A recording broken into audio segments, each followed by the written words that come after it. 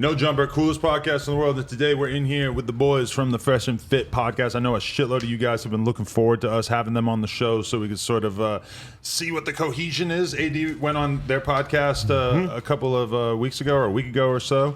How you guys doing? Chilling, man. How you guys doing? Excellent. We're in LA, bro. Yeah. What's up? Yeah, you guys hype. Good. Well, now you get to do it the No Jumper way, the AD way, the you know, it's slightly better than I don't know what other way you came here before, but I think we're gonna help y'all elevate a little bit. Yeah, I'm down, bro. for sure. First time here. Main question that I'm interested in asking that I haven't got really filled in on yet. And by the way, this weed tray in front of you guys makes it look like you guys are rolling up. That might be kind of misleading to the audience. Podcast sabotage. They're potheads. They set us up, man. They set us up. Okay, so how did you guys' podcast come together? What was the inspiration? What was the original idea? Take me through a little bit of how this came to be for the audience at home who doesn't necessarily know. Man, we were two separate beings, bro. Yeah. So I was doing prank videos and I also did like internet marketing and Instagram. And pretty much like I had a following from that kind of like niche. However, at some point, you know, with the fake pranks, it gets kind of old and kind of boring. So this one time, I went to my friend's podcast. He has a big YouTube channel. And he's like, yo, bro, you did a good podcast. Like, we got to do a second one. Went on the second time, he said, hey, I got a friend in Brickell downtown. You got to meet him. And that was Myron. And he sent me a DM, spoke for like an hour, and bro, we talked about the same things. We smashed some of the same girls. Like, yo, let's put it on That's air, pretty much bro. how most guys buy. Like, wait, you know that chick? Yeah, I know her too. Oh, she a skeezer. Oh, wait, hold on. Wait, you're a womanizer too? Oh, me too? Oh, yeah, let's link up. You know what I'm saying? I think that's why me and AD haven't really got that close yet. We ain't smashed the same girl, I don't think. He's like he smashes the top level of the. Yeah. He doesn't want to throw me the bone, Oh, come on. bro. All right. Name a girl you ain't smashed that had less than fucking 100,000 followers on Instagram. I forget about those ones. They go in the recycling bin. The recycling bin. I forget immediately. No clout, no cock. But wait, okay. So what was the central part of the conversation? Because like I know what you guys are talking about. Like when you are kind of working on your own business and stuff, and then you meet somebody that you just feel like, oh fuck, he's on the same page as me. Yeah. Like what were you guys Yeah. really inspired by in the same way? Yeah, we met through our boy Solo TV84, man. Shout out to him. He does a bunch of different content with like male self-improvement, cryptocurrency, whatever. So I met him through another content creator that we know. And basically, like I had a fitness channel at the time, and he had a prank channel. And I was like, yo, let's just collab. And then when we spoke, we started figuring out, oh, like you're dealing with the same types of chicks, me too. Oh, you have this, you know, RP awareness on like how women really move, especially in Miami, because obviously Miami, I always say it's like the Olympics of dating. It's really tough to date out there, man. It's tough for a lot of people. So, you know, we had done the same things, like, you know what I'm saying? Like we do the same strategies to get chicks. So, you know, we just bonded over that, pause. And and then we became friends, and then we started doing the podcast together. Where we're using like StreamYard. I'm sure you guys are familiar with that, where you do like you know, live streaming together. And then we just said, you know, we're gonna go all in. We're gonna get a studio, and then bang. It's funny because I was in my bedroom, he was in his bedroom, far Live away. room, sir. Living room. There you go. And the first video did pretty good, man. I mean, Yeah. we just kept going from there. Yeah, people really enjoyed that stuff because we're giving a Miami vibe on it. And then like the thing is like there's not many like young guys in a major city that talk about this stuff. We talk about like the raw truths of what it takes to be attractive to girls. You know what I'm saying? Like, yeah, and the thing, you know, a lot of people like in the certain sphere that we're in, you know what I'm saying? They're, like they say, oh, you guys hate women and all this other stuff. It's like, nah, we just understand the truth and we know how to maneuver it for 2021 and beyond, you know? Because obviously the game has changed significantly with online dating, Instagram, social media, all that. Like you got to bring all that into your repertoire now to be good with girls. So what got you guys into like aggressively learning how to be better with women and stuff? Because I do think that's a very interesting subgenre of YouTube content that I hadn't, until I started watching your shit and realized like, oh, they're kind of zeroing in on dudes who need help with this kind of thing. I had never really thought of that as being like a topic that could be really big on YouTube. But I think do you guys consider yourself part of the Manosphere? Like I've heard that topic thrown around for Kevin Samuels and a few other people of basically just like helping dudes to be better at being dudes. See, I would say we're more diverse because we hit all target areas. So fitness, finance, social media, lifestyle. Because the Manosphere is focused on only like dating and women nature. We're more like diverse in what we talk about. And then I would say the biggest problem is that a lot of guys they don't know how to talk to girls. And it's worldwide. That's in Germany, Australia, Canada. So we bridge the gap between what men want and what women want. We put it all in one room. So Yeah, I mean, this type of content is exploding, and the reason why is because it's tough for a lot of guys to get girls nowadays. You know, with what I've said is, you know, shout out to because what we've done is we've basically like taken the theory and now we have the application in a modern day setting. You know, shout out to our boy Rollo Tomasi. We had him on our show. We talk about The Rational Male. It's a very good book. It explains female nature in a very like concise way. You know what I'm saying? And explains like from A to Z how women think. But theory isn't enough. You have to have the application too. So with us, we take that theory and we kind of put it into practice in modern day setting. Because what's happened is with the internet, social media, everything like that, like just like the world's been globalized with the internet, like dating has been globalized as well. And like they call it the sexual marketplace, so to speak, the dating market. And it's been globalized thanks to social media, whatever. So a girl that like maybe she lived in like Iowa or in the middle of nowhere in Idaho, whatever it is. Like if she's bad, it used to be she was limited to her immediate geographic area, but now with the internet and social media, especially Instagram, which I say Instagram is the #1 dating app. Flew you out. know what I'm saying? Facts. Get flued out like that chick on our show.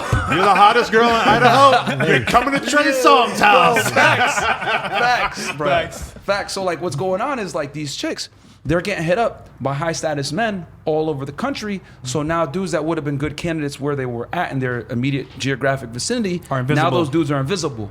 And now those guys have to level up to get on the same level. So what's happened is this.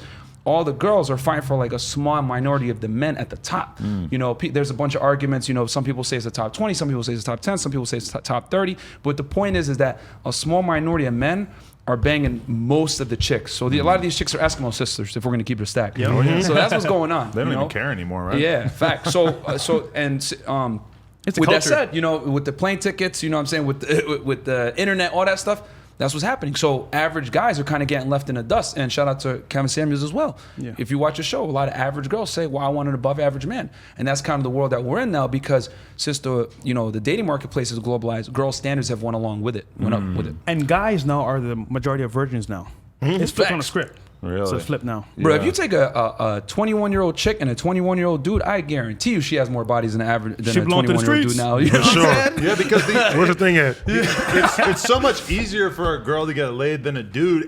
But the thing that kind of stopped that in previous generations or years was the fact that women were kind of ashamed to have a shitload of sex partners. I feel like a lot of that has kind of gone away. It's cool now. So now, what is to stop it? Like if you're a dude, and that's why I've always hated when women would say like, "Oh, it's a double standard." Because if a guy has fucked 20 girls, he's the man, and if a girl's fucked 20 guys, then she's a slut. It's like, listen, you could fuck 20 guys tonight without trying. If You you can wanted to. organize a 20-guy gangbang out of any bar in America. If I fuck 20 girls this month, that is a sign that I'm doing something pretty good, that I must have some hold on them mentally. I must have some kind of value that I'm bringing to the situation. It's so unfair to compare those two things, and it's always pissed me off that girls say, it's a double standard. Like, yes, it's an intelligent double standard. It makes sense. Yeah, But bro. guess what? In the club, you get in for free, right? Yeah. Drinks for Right. free, travel for free. So what do we get? That's all we get, basically. We got to See, spend. They get mad about the double standard when it doesn't like benefit them. You know what I'm saying? And what I tell them too is that like, yo, because I get into this debate every night. As you guys know, we bring chicks on our show. Yeah. You know, at the cost of my hair. But what it is, right? We be having like up to like 15 chicks in the studio, and this is a big argument point. Like, well, why is it okay for guys to smash as many girls they want? And I tell them, baby girl, simply put, a key that opens many locks is a master key. A lock that opens any key is a shitty lock. Bars. You know what I'm saying? Like men and women are not the same. Like for a dude to smash a lot of chicks, he's got to bring value to the marketplace in some degree. For a woman to smash a lot of dudes, she don't got to do nothing but exist. A chick could go into a bar like and get like, you know what I'm saying? Somebody gonna smack and it. Somebody's still gonna smack it, bro. Like, but a dude, he go into a bar, she gonna be like, the fuck? Like, Right. I'm out. You know what I'm saying? Like, you got to be on point. You got to have, and I would argue in today's day and age, having game alone, like to get the baddest of the bad, it's not enough. You got to have game. You got to have money. You got to have your fitness on point. You got to have confidence. You got to have everything. You know, the verbal tonality. Like, that's why it's so tough for so many guys to compete out here. So, And the number one thing you need nowadays is clout. That trumps everything. I don't think? care if you're fit, you got money, clout Facts. runs everything, bro. Bro, it hurts me to say that, but that's true. You can be broke, but if you have like a couple million followers and everybody, when you walk in the club, everybody wants to take a picture with you or look at you. Number one, you're a fucking idiot for being broke because you should be able to use that. But I mean, we all know dudes who are kind of like that, who are like, you know, they're the sexy guy who's like a model TikTokers. or whatever. Yeah, they don't have a ton of money, but they like have the clout, and I mean, that's more than enough, I'm sure. Yeah. I was at the pool today, right, with two girls. You probably saw it on my story, are you? Oh, yeah, But I showed her my Instagram page, right? I was on Instagram Live. She was like, wow, you're clouded. Like, who are you? And then, she got a boyfriend. I probably should say the camera, but Damn, nigga. she got a boyfriend, right? And she was like, yo, let's chill tonight. I'm like, what the? Clout, man. I'm telling you, that's a gateway drug, bro. Clout. Facts. Telling Like, you, bro. and I hate to admit that as a fitness guy, as a guy that's like all about like, you know, learning game. Because here's the thing, obviously I read The Rational Male, fantastic book. I think everybody should read it. Yeah. I also read The Mystery Method. You know what I'm saying? Like I remember that back I in the read the day, old yeah. PUA books back in the day, so I'm a student of the game as well. So it hurts me to say that looks and clout does matter quite a bit. It used to be like game was just it, you could do whatever, but the times have changed, man. Like back in when they were teaching this stuff back in like the early 2000s and 90s, like girls didn't have cell phones like that. Yep. They weren't on social media like that. Like a girl had to go outside to get validation. So she'd go to the club, you'd meet her. A number pull actually meant something back then, but now we all know it. You get a phone number, it don't matter. It could be, you could get a blue text right there, like, hey, I got it. And then next thing you know, she blocked you, like, oh damn, I lost. Adam, you asked the question, what inspired us to learn this content, right? So what happened for me was kind of like, I lost girls to guys that were simps. And I was like, why am I losing girls to these weird old nerd niggas, right? But what happened was they would pay their way. I didn't pay. All I had was some game, some nice lifestyle, but I never paid to like chill with me. So get this, right? There's not a whole culture here, sugar daddy culture, where girls Facts. are getting flown out, like we said, flued out, right? They're getting hit up by sugar daddies, and guess what? Instead of having a boyfriend, or they got a boyfriend too, they'll have the boyfriend that pays the expenses at home. Sugar daddy spoils them with gifts, Birkin bags, all that stuff. Facts. So you as a regular guy, what do you bring to the table? I can take you out with girls for some dinner. She's like, I can go to a yacht party, imagine party. Why am I gonna chill with you? Especially in Miami, So bro. guys now, bro, it's tough. Like, I know you guys might not know this, but a lot of guys, bro, they talk to us every single day. It's like, bro, they are struggling. They're still virgins at 35 years old. Still virgins. And it's like, they're visible to girls because they don't offer the value that these sugar daddies offer. So it's crazy, bro. What we teach on our joint is like, we tell guys, you got to have game. You got to get your money on point. You got to get in shape. You got to Everything. learn. You got to get confidence. You got to get everything and be a full package. And what I always tell guys is you become better not to get the girl, but so that you don't tolerate the bullshit that inevitably comes with dealing with the girls. Right. Because when you have that abundance mindset from your own accomplishments, you're going to get that confidence, and then you're going to deal with her incompetence. You're going to leave. You know what I'm saying? So Right. that's No, what it is. I know exactly what you're talking about because back in like 2008 or whatever, I dated this girl for about a year and a half, and we lived together, and then we had this big dramatic breakup, and my confidence was kind of fucked up. I hadn't been on the scene for a while. All of a sudden, all these girls got fucking Facebook. They don't have MySpace anymore. It's starting. I'm like, fuck! Like the world has changed. I was only locked up for like a year and a half, and now shit has changed. Locked up? Well, under her lock and key, I guess. But then somebody told me about the game, the book, and I fucking ordered Neil it off Strauss, Amazon and started reading it, and it was exactly what I needed at that point because it really got me started to kind of think strategically of like, okay, you want to meet girls, you want to get better at meeting girls and talking to girls. This is going to actually give you a framework. But I always felt like at that time there was so many fucking weirdos in the pickup artist community I feel you. that the whole scene of that kind of shit seemed like it got like a really bad like rap very early on because the dudes who were embracing it were like some of the creepiest, weirdest fucking dudes I've ever seen in my life. Yes. Which I still think is probably a big problem because through researching you guys, I started to like find other people who are kind of making videos about the pickup stuff. Yeah. Some of them honestly look like they should be eating at the soup kitchen. Like they fucking, some of these dudes, the fact that they're going around saying that they fucked 1,400 girls, I'm like, bro, this is the most ridiculous thing I've ever seen in my life. Yeah, nah. Adam, there's some weirdos out there, bro. I'm starting to realize, and I'm actually fascinated by them. I guess I'm a nerd for knowing this. It's peacocking. Mystery used to talk about that. Like you need to, look a little bit more ostentatious in the club, so you stand out. Whatever. He wears the black nail polish, the top hats, all the other stuff, which is good. You definitely want to stand out, but to a degree, not too crazy. But, I remember in that book, it was suggesting that you like go to the bar with like a red leather cowboy hat on. For what? Because girls will see it, they'll remember it, they find it interesting, they want to talk to you about it. And I get that argument, but it's also like, bro, like I am my own person. I'm not wearing a fucking leather cap. What are you talking about? If you ever wore a red leather hat in here, I don't think you lost your fucking mind. Oh, hell no. Blue leather only, right? Oh, shit. Yeah, man. But okay, do you remember like a specific time in your life where you sort of like realized I just need to start working towards being able to be good at getting the kind of women I want? Because I feel like it always kind of has to come from a place of hurt and disappointment and sadness where you like just kind of realize like, damn, my life is not going to become what I want it to be by accident. I'm going to have to actually go out of my way to become the person I want to be, you know? Yes, that's the usual path for most guys. However, we're a little bit different because for me, it was kind of like, okay, I was getting girls back in Barbados where I'm from. Shout out to my killing Barbados, right? Okay. Because of my status back home in Barbados. However, when it came to America, nobody knew who I was. So it was like, oh, start from ground zero. How do I get build clout or experience so they know who I am? So basically, my first year here, I didn't talk to no girls, right? Focused on building myself up. I worked at Chick-fil-A, $7 an hour, AT&T taking phone calls. That was my path. That whole year, I said, you know what? I'm going to learn how to invest, learn how to also, you know, talk to girls and stuff like that. Because at that time, I didn't know how to do it because I was getting clout. You know, girls from clout, whatever. Long story short, I fast forward to like a year and a half. I'm more confident now. I got some money in the bank. I said, you know what? It's time to go there and cold approach. So I went out to clubs or whatever late night, talk to girls one-on-one. And let's say I talk to 20 girls, right? I might get like 10 phone numbers. Out of 10, I'll go with like 3. That's kind of like the odds of it, right? And then I said, you know what? How can I get this so that I can like have it streamlined so I don't have to go every single night to get girls? And then I saw a guy pull up at Starbucks, right? In a Lambo with a badass chick. I was like, yo, who is this guy? Why can't that be me? I said it to myself over and over again. Why can't that be me, right? So what happened was I said, you know what? How do I become this guy? I trapped backwards. I started reading like how to, become wealthy, how to like, get my money up and stuff like that. And then I found out that it's all about perception. So Instagram was a gateway drug. And just so your audience knows, Instagram is the #1 dating platform in the world. 100%, right? 100%. So I built up my Instagram page. I did giveaways. I also went on different podcasts, promoted my page, had good lifestyle pictures. And I realized, right, I used to go to the club every night for girls, right? Now they approach me through my pictures, commenting on my stories. And I was like, damn, is it this easy to attract girls to you?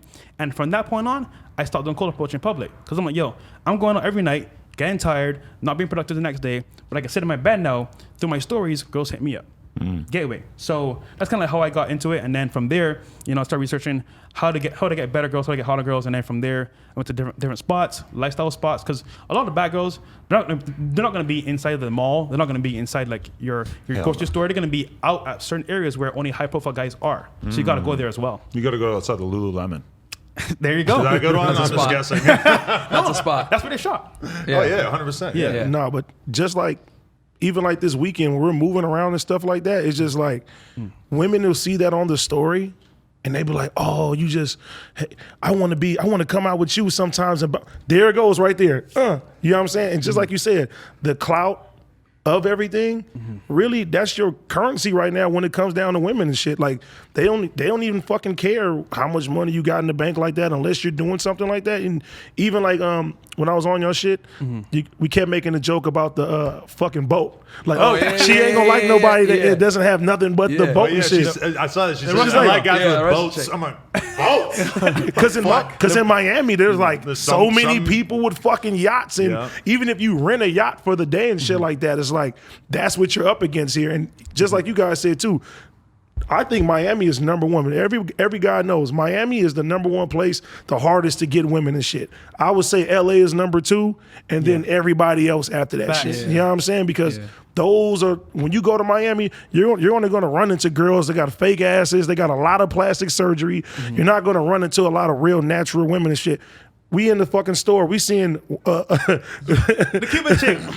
we seen the Cuban chick come in here, fat ass. You know what I'm saying? She's by herself. She's in a Christian Dior store. She's buying up every fucking thing. And me and him looking at each other like, you know what I'm saying? It's something else. But that's what you got to go against when you go to Miami. When you come to LA, you may run into a girl that, you know what I'm saying, pretty, you know what I'm saying, maybe natural, maybe into other type of things and shit like that. You may have a shot. But them ones that are going to the clubs every night and doing all the extra shit, they're looking for payments. They're looking for. Right. Yep. They're looking for the lifestyle, and if you can't provide that shit, they're not even gonna look your way because there's 75 other guys that will trying to do this shit every night. But so 100%. how do you advise guys to compete when they are going up against guys who can drop, $10,000-$20,000 in the club at night? Very important point. So just to add Yeah, this as go well. ahead. So the average guy can't really compete, but what he can do, right, is build himself up to his best level, and that could be Instagram page. That could be his fitness, it could be his money. So Myron, go into a little bit more because you know how to handle that. So like with me, I grew up in a Muslim household, so I already kind of knew the game with like how women operate and everything like that. It wasn't until I read The Rational Male that I was able to connect everything together. Because my mom told me, like, people say, "Who hurt you?" I was like, actually, it was my mom that told me to watch out for you chicks, bro. So, like, you know what I'm saying? Like, she was the one. I'm guessing the Muslim upbringing gives you a little bit more of a realistic perspective Yeah. on how women operate, rather than like when I look at like my mom sort of giving me this like semi-feminist upbringing type Yeah. thing. It's like some of the shit Nah. that she tried to tell me is not really how the world fucking works. you Yeah, know? my mom was based, man. Like, my mom was one that told me, like, don't marry an American chick. She ain't gonna cook for you. She ain't gonna clean for you. Like, she's gonna expect to put her career first, whatever. And then as a kid, I'm like, Mom, what's wrong with you? Like, I was like, who hurt you, Mom? And then I become an adult and I start realizing, like, damn, she was right. You know what I'm saying? So that's kind of how it came together. So I already kind of knew that like men and women were very different. Like, I didn't really adhere to like this crazy leftist society that we got right now with like, the politically correct, and we're out here in LA, so I gotta be careful. I don't want to get you canceled. Not with us.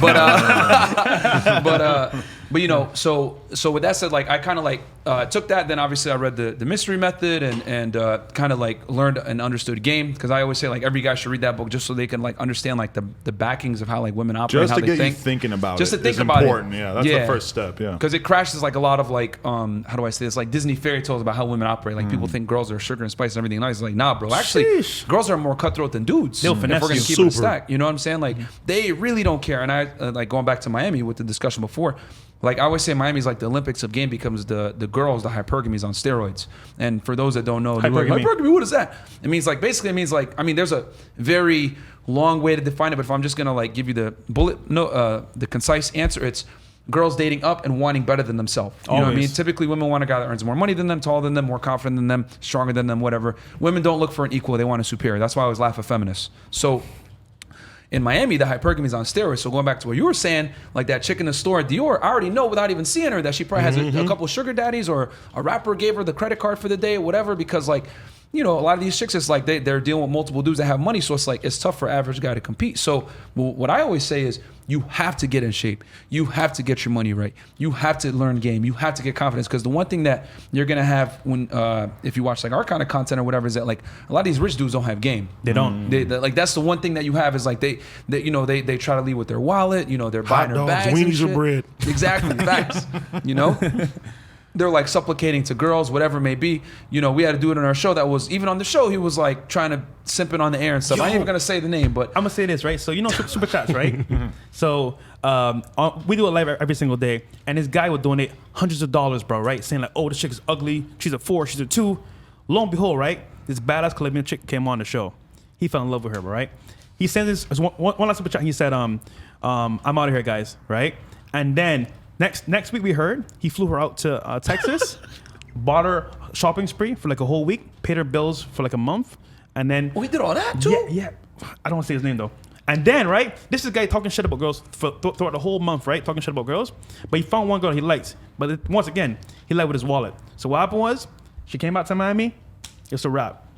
Actually, she smashed one of our boys. But, No. Yeah. but I'm just saying, I'm saying that to say like leading with your wallet doesn't secure the girl. It buys her a period of time. That's Right. it. That's it, man. Yeah, yeah, exactly. Like, Yeah. if you're gonna be a simp, like she'll tolerate you for a little bit, Yeah. until like a better simp comes along, so to speak. You know what I'm saying? So like, Facts. that's why I say you just gotta have the whole package, because when you have the whole package, you're gonna move different. Like me, I have very like when people say, "Martin, like, how do you kick those girls out?" And I'm like, bro, I kick them out because I don't care. Like I've worked on myself. Like I'm not gonna. When you get to a certain point, I'm 31 now, right? I've been through some shit, whatever, and I've built myself up.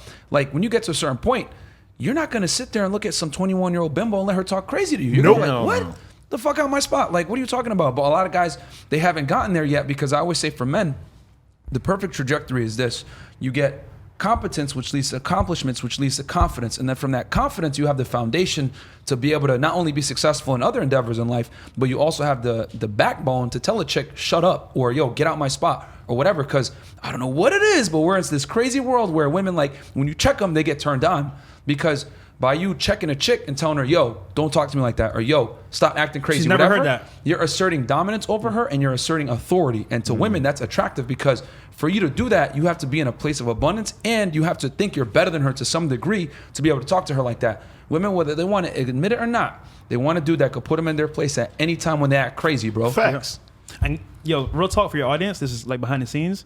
A guy's number one weapon in today's dating market is the abundance mindset. Yeah, facts. What does that mean? Abundance mindset means that, like, when you walk outside, when you're in your house, whatever, you know, for a matter of fact, you can get any girl you want.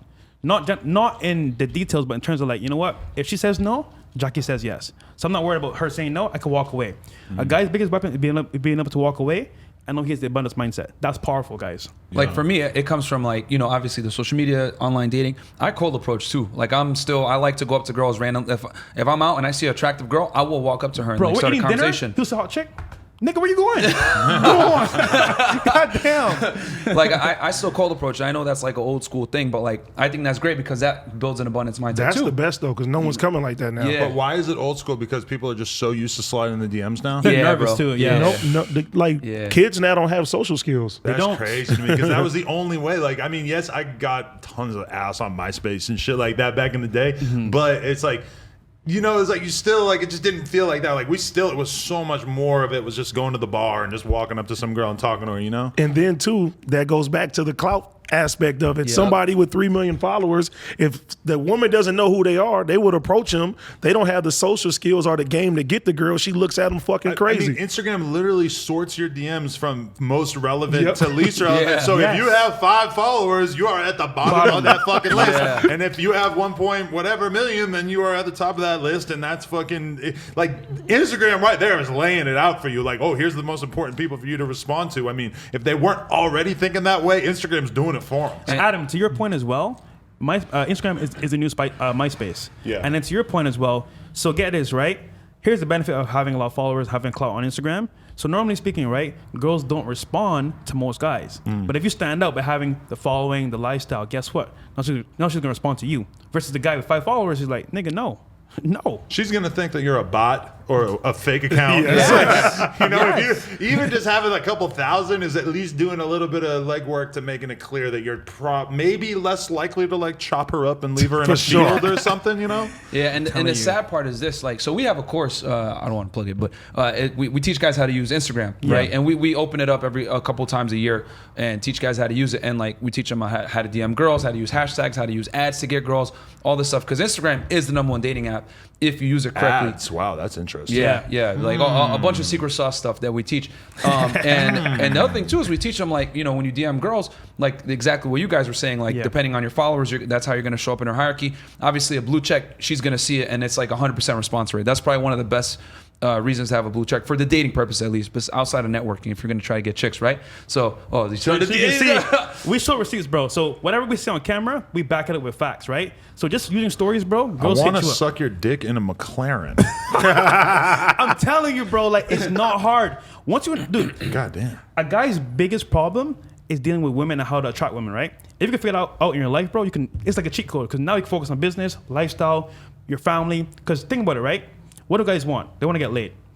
Once you figure out that part of your life out, bro, you can live life now on your terms. Yeah, and the good thing with Instagram is like it does a lot of the work for you. It's like you kind of have a sales landing page, and it lets the girls come to you. And when the girls come to you, they do come correct. I'm not gonna lie, it's a lot better when it comes that way. But with that said, I always look at like dating girls as like sales, right? So like you got social media, you got cold approach, you got night game, day game, social circle game, whatever else avenues that you want to use, right? And then all those leads basically come into like your sales funnel, and then bam, you just start like The best vetting ones, them out, filter. and like filtering out, and then setting up dates, and then bang, like going from there and closing the leads. But you know, Instagram is probably one of the best ways to do it from a time saving perspective, because what you could do is, if your Instagram is good, which we teach our guys to do this, is you use like Tinder, Bumble, all these online dating apps, whatever it may be, and then you get them to your Instagram. You funnel them the to Instagram. problem, unfortunately, for a lot of guys is that they don't have a social media presence. And I tell guys all the time, if I was to put like when I advise guys, I always say, okay, I'm gonna pretend I'm an attractive 21-year-old female.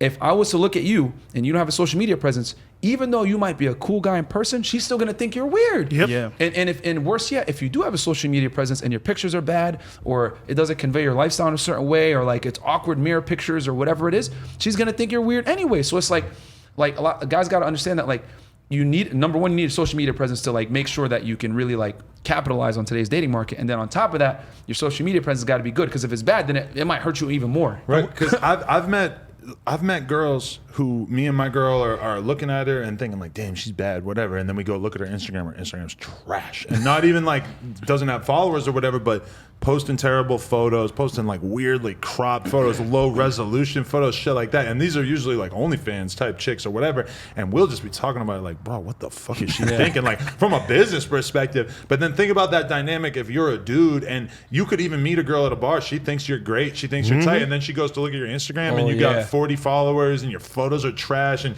you're posting a picture of a cup of Starbucks. So like, you know, all this terrible With a stupid shit. filter. Yeah. She's going to forget that you seem like a cool dude and just immediately denigrate you down to the level of a guy who's terrible at social net. If you're not good at social media, then you probably, it makes sense. Like, how are you going to be good at fucking if you're not even putting the basic work into your Instagram, right? And the thing is like, I tell guys all the time, like, you're not going to get the privilege and the benefit of like, you know, even if your Instagram's trash, that you'll still get girls. Like I've seen chicks, 10K followers, bro. They post pictures of their food, maybe a selfie here or there, and then one bikini You're not a girl. pic, and they're getting like crazy DMs. They're getting hit up by all kinds of dudes. But like as a dude, if your IG is subpar, it's still gonna hurt. And hold on, you mentioned as well sales, right, and branding. Yeah. So guess what?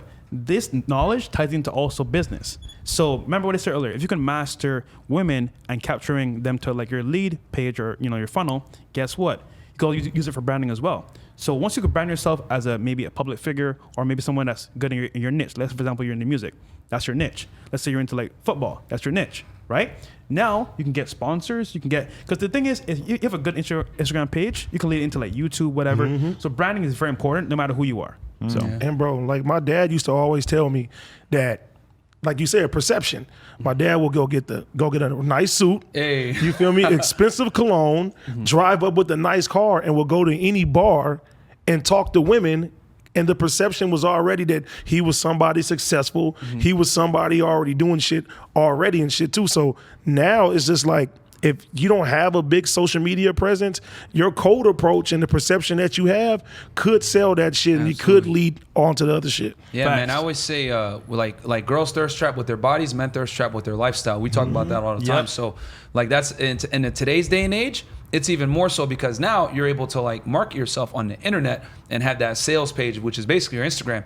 And like we say, you want to optimize it because girls will write you off. Even if they meet you, like you mentioned before, she meets you at the club or the bar, she likes you, she's like, oh, he's cute, whatever. And then like oh yeah, get me on Instagram. And your IG's all like weird and shit like that. Yeah. She might curve you. She might be like, oh, this dude's weird, like whatever. Because girls take social media seriously. I know chicks, I know you guys probably know this too. Like if you look at a girl's camera roll, it's like 50 of the same goddamn picture, like a million times. And then she picks the best one, uses a Facetune on that one, crops the hell out of it, like edits it. Then she puts on her Instagram. Because chicks take their IGs seriously, bro. So guys need to take it seriously as well and at least put their best foot forward. Or don't do it at all, because if you have a bad IG, I think it's going to shoot you. It's going to hurt you more than help you. Facts. So imagine having no Instagram in this day and age.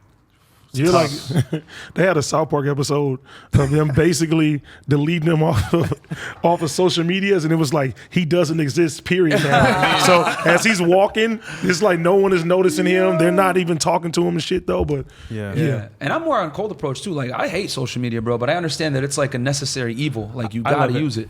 I love it because like for me, it's kind of like, okay, I'm an average guy, right? I'm not anybody special or whatever. I just understand the power of social media, how to use it correctly.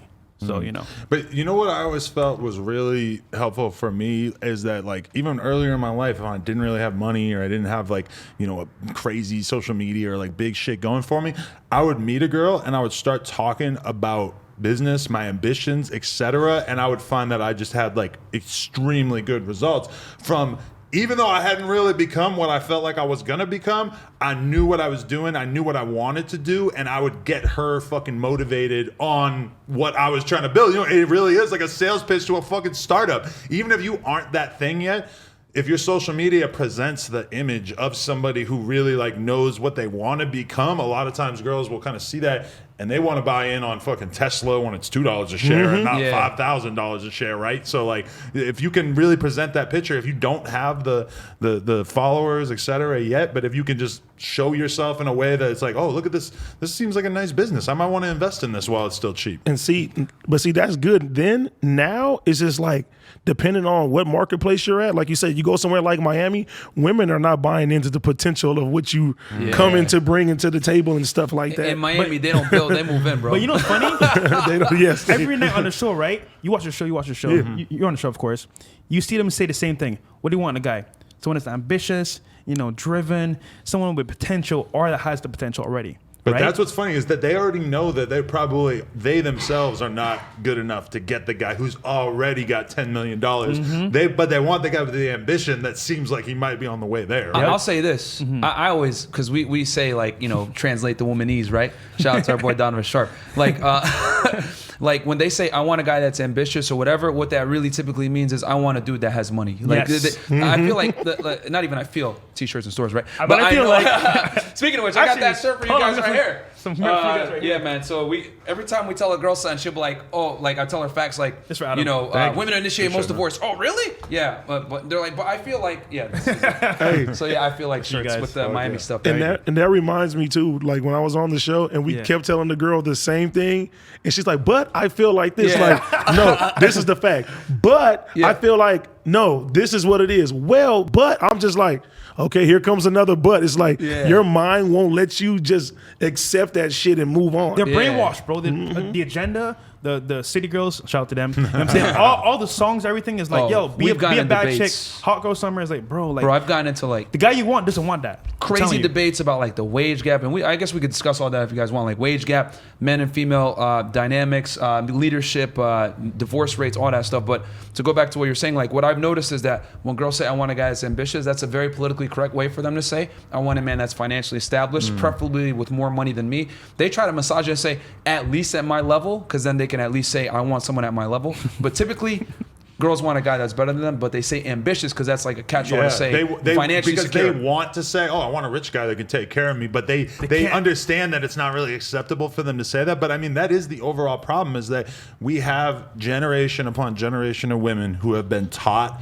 that they are victims, when in reality they are the most privileged people to have ever exist in the history of the fucking planet. That's the end of the show, guys. If you are I'm just saying, if you are an American woman, you are treated in such a way that you could never fathom what it's like to be a low-value man trying to get his shit off the ground. And I see that with the girls on your show constantly, where they're not even expected to make sense. They've never been in a scenario where they have to make sense before, or be because challenged. they're so used to guys just agreeing with everything that they say. Because they don't want to get, no one wants to get canceled. They're like, okay, let me not say the wrong thing. But then too, a point like what you were bringing up, bro, is okay, now social media made it to where women want high value men, because all the girls, I know plenty of girls that follow other women that they want to look like, or they want their body to look like, or they want the purse that she got and stuff like that. And what that tells them is, hey, for me to get more followers, for me to get more likes, I got to look like this woman. What does she do? She gets her body done. She goes to this nightclub. She eats at this place. This is the type of man that she deals with. Guess what? The average guy does not fit in that. So her mindset is already against you. The fact that they can just get their body done now changes everything so much, because you see girls go from fucking big fat asses to super like curvaceous bodies overnight. And that was the kind of thing that would have taken years in the gym. And realistically, once you get to a certain level of fatness, you're just not going to be able to tighten shit back. You're not going to be able to get that BBL look if you've been fat. So it's like now the impossible is possible. And we see mediocre chicks make themselves into like, mega hot girls all the fucking time through surgery. Like the ball's in their court. Hey, and there's not really an equivalent of that for guys. No. I'll tell you guys a dark story. No, go ahead. I said, I ain't gonna lie, bro. It's work though. I done had some chicks that I was like average out and fucked, and then 6 months later they come to the club. I'm like, hey, what's up with you? Oh, now you want me now, don't you? I'm like, that shit works though. But it doesn't change the mindset of the woman though. You know what I'm saying? Because you can have the body. You know what I mean? One man's trash is another man's treasure and shit like that. You can have the baddest looking bitch, but if she intellectually doesn't get you there, you're going to get tired of her anyway. That's only temporary lust when it comes down to that. 100%. I went on a date, right, with a chick that just got BBL done, right? She's from Puerto Rico. So literally, bro, she gets in the car. I'm like, what are you doing? She's sitting down backwards because you can't sit on her ass. She's got surgery, right? That's one thing. And then two, I'm like, yo, so I'm curious. What made you get BBL? She was like, well, I'm in Miami. So, like, they're so brainwashed to think that if they live in Miami, they have to look a certain way. And I get it, right? They want to get the attention and all that. But guess what? You want to have a man? What does he really want? Do you know? No. So what do you want? Like, so I'll say this because like I think this is going to resonate with a lot of people. So like I did an experiment, right? So I had last year I released a dating a dating course, online dating course where like taught guys how to get girls on Tinder, Bumble, whatever. But to be able to like release the course and have the best data, I had multiple phones. And what I did was I ran my dating profile on multiple different phones. One was a brand new profile, another one was an older profile, and then another one was like a profile with different pictures. So I was doing split tests, right? And what I did was I ran a boost on every single one of those phones, right, to see how the profile would respond in my geographic area, whatever it may be. And I turned all the phones off for 24 hours, right? So I turn the phones off, wake up the next day, right? Turn them on, crazy notifications. I'm like, hey, yeah, your boy got it. Then it hit me right there. Imagine getting attention and validation every single day for nothing more than the fact that you exist. That would make you a piece of shit, wouldn't it? Entitlement. And that is why I'm just gonna say it. You know, I hope I don't get y'all canceled. This is why so many. This is no jumping, nigga. Yeah, no rule. We should have been canceled a long time ago. No journalists allowed. Turn it off. Because we in LA, gotta bro. burn it off. Gang. I say it all the time, bro. This is why so many women are useless because they've never had to be useful. You know what I'm saying? You take a lot of modern day women that are very attractive. We say on our podcast all the time. Yeah. The badder the chick, the badder she's gonna be for some type of long term relationship because. When you've been attractive for a good part of your adult life and you've never been challenged or you've never been held to a standard or held accountable, let alone, like, it just rots you as a human being in general. You know what I'm saying? So, like, a lot of these chicks that are very attractive, you know, they're just, there's nothing much else there because why would you improve as a person when you have zero incentive to improve? We brought this chick on. I won't say her name because I don't want to give her the clout. She came on the show. And she was an OnlyFans chick, and she was talking about, oh, I got a money tree, whatever. I'm sure you guys probably saw this show. This is when Kevin called in. Shout out to Kevin. Okay. And she talked about how she had a money tree. She was making money on OnlyFans, whatever it is. But this girl is dumb as rocks, bro. Like, she called me a misogynist. I said, so can you tell me what a misogynist is? And she was like, and she couldn't answer, bro. It's hilarious. But she's an attractive chick, you know what I'm saying? Does well on OnlyFans. And but she's like very dumb, not very intelligent, very rude too. She got up and walked off and everything like that when Kevin was schooling her.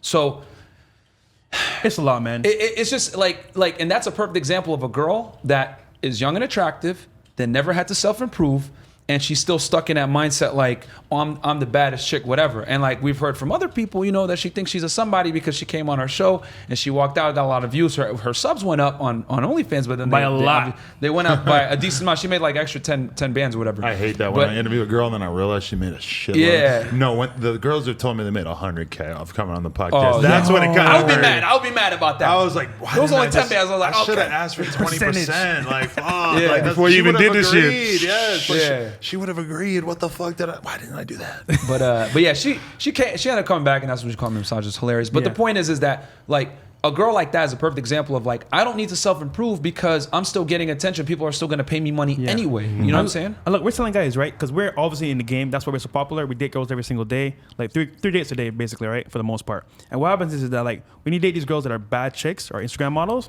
they have no character. So you see the following, you see the the likes, comments, whatever. She's popping. She's bad as hell. She's the one. You meet the chick.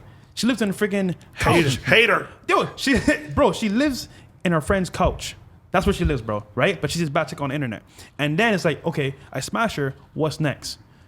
Nothing. There's no character. There's no substance. So most guys are like, yeah, I want a bad chick 9 or 10. No, you don't, bro. You think you want that, but when you meet her in person, you're not gonna want any part of that, bro. I'm telling you. I've found that many times in my life that the hottest girls that I've met, like, they just have no ability to function in the real world. Like they're used to having everything done for them. They're used to like being able to just ask you to do whatever the fuck they want. And like for me, I just have way too much pride. I never have been able to like justify in my head doing anything nice for a girl ever. Never mind some sim shit. Like it doesn't work in my fucking brain. Like I can't comprehend what you're even fucking talking about. So I've completely had that experience. And that's one thing I like about you guys' show is that I've been in a relationship for 5 years.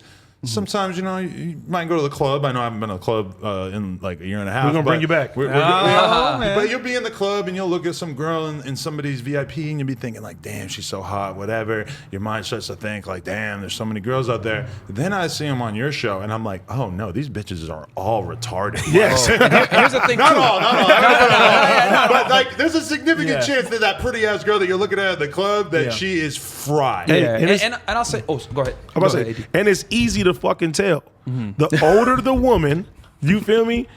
A girl can be like, oh, I'm 31, 32 years old, and I got this, and I look this way, and I'll be like, why aren't you married? Stupid. You know what I'm saying? That's the question. And the younger it is, and even most of the girls that these girls follow and they look at and stuff like that, and let's say IG models and shit like that, niggas ain't putting rings on them like that. And if they are, it's temporary. You may see them married for a year or two and shit like that. And because these niggas get around them and feel like, hey, man, I'm tired of this bitch. I don't give a fuck what she look like and shit. And I didn't deal with girls that oh, she's bad and she's attractive. Why don't you keep her around? That bitch she's rocks. Her brain is retarded. Like, I don't want to talk to this bitch. Let somebody else take her, have her smash her, do whatever the fuck that they want to do, though. And I feel like Kevin Samuels, he pointed that shit out. Because the first thing that he does is when women call in, he say, oh, why aren't you married? Yep. Oh, you have any kids? You have 2 kids and you're not married? Okay. So the men ain't the problem. You're the problem. Yeah, because here's the thing, bro. Like I always say men live in a fact-based reality, whereas like women live in a bizarre world. Once you add like objective standards where there's a winner or a loser, there's a problem. So if you I always say like men win when they're able to attract an abundance of attractive girls that want to smash them. That's how a man wins, right? Quantity. Woman wins when you're able to attract and, more importantly, retain a man of high caliber that you love, admire, and respect. The problem is that Annie puts a ring on it. Keyword, puts a ring on it. Because once a man wants to keep you, that's when you win as a woman. The problem is that women like to say, oh, he proposed to me. Oh, I got these dudes in my DM or whatever. Listen, dummy. Like, these dudes just want to smash you. Until a man puts a ring on it that you admire, love, and respect, you lost as a woman.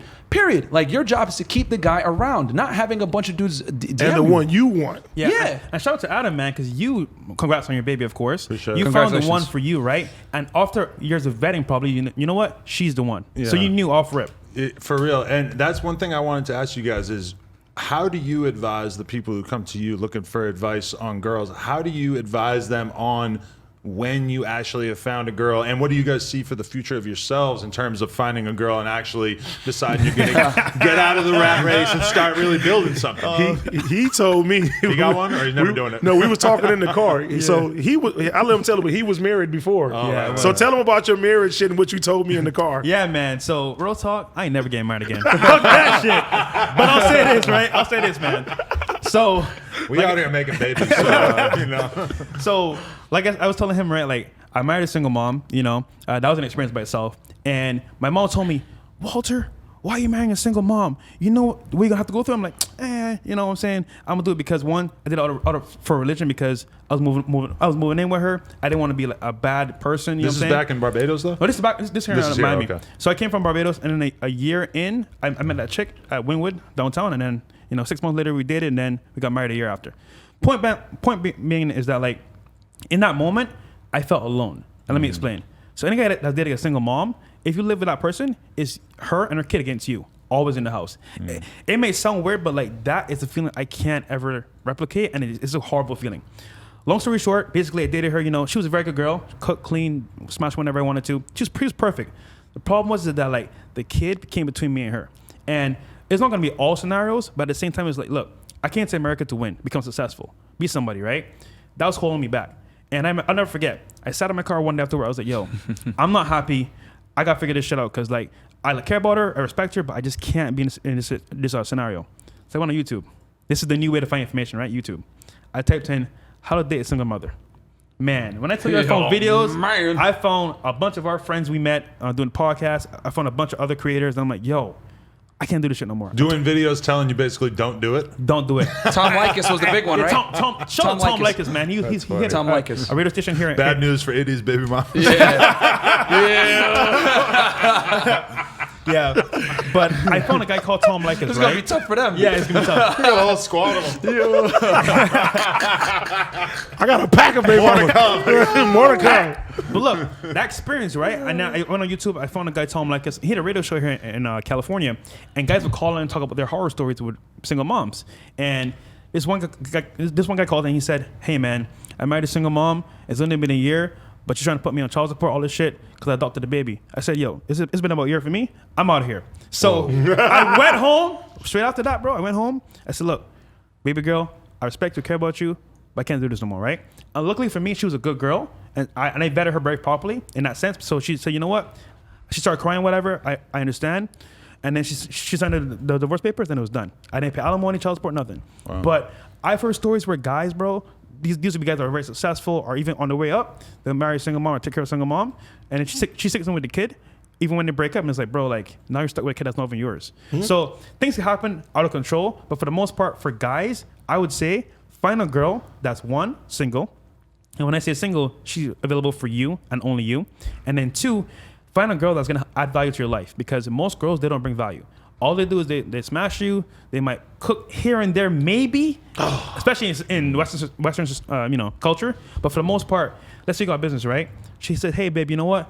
I know you need to make some contracts today. I'll make some contracts for you." Vice versa. The point is that you want to find a girl that adds value to your life and not only takes away from you. So, very important. For me, man, I always say it's got to be on the man. So you have to have, I always say you need 5 things in place. So number 1, you need to be in shape. Number 2, 35 years old.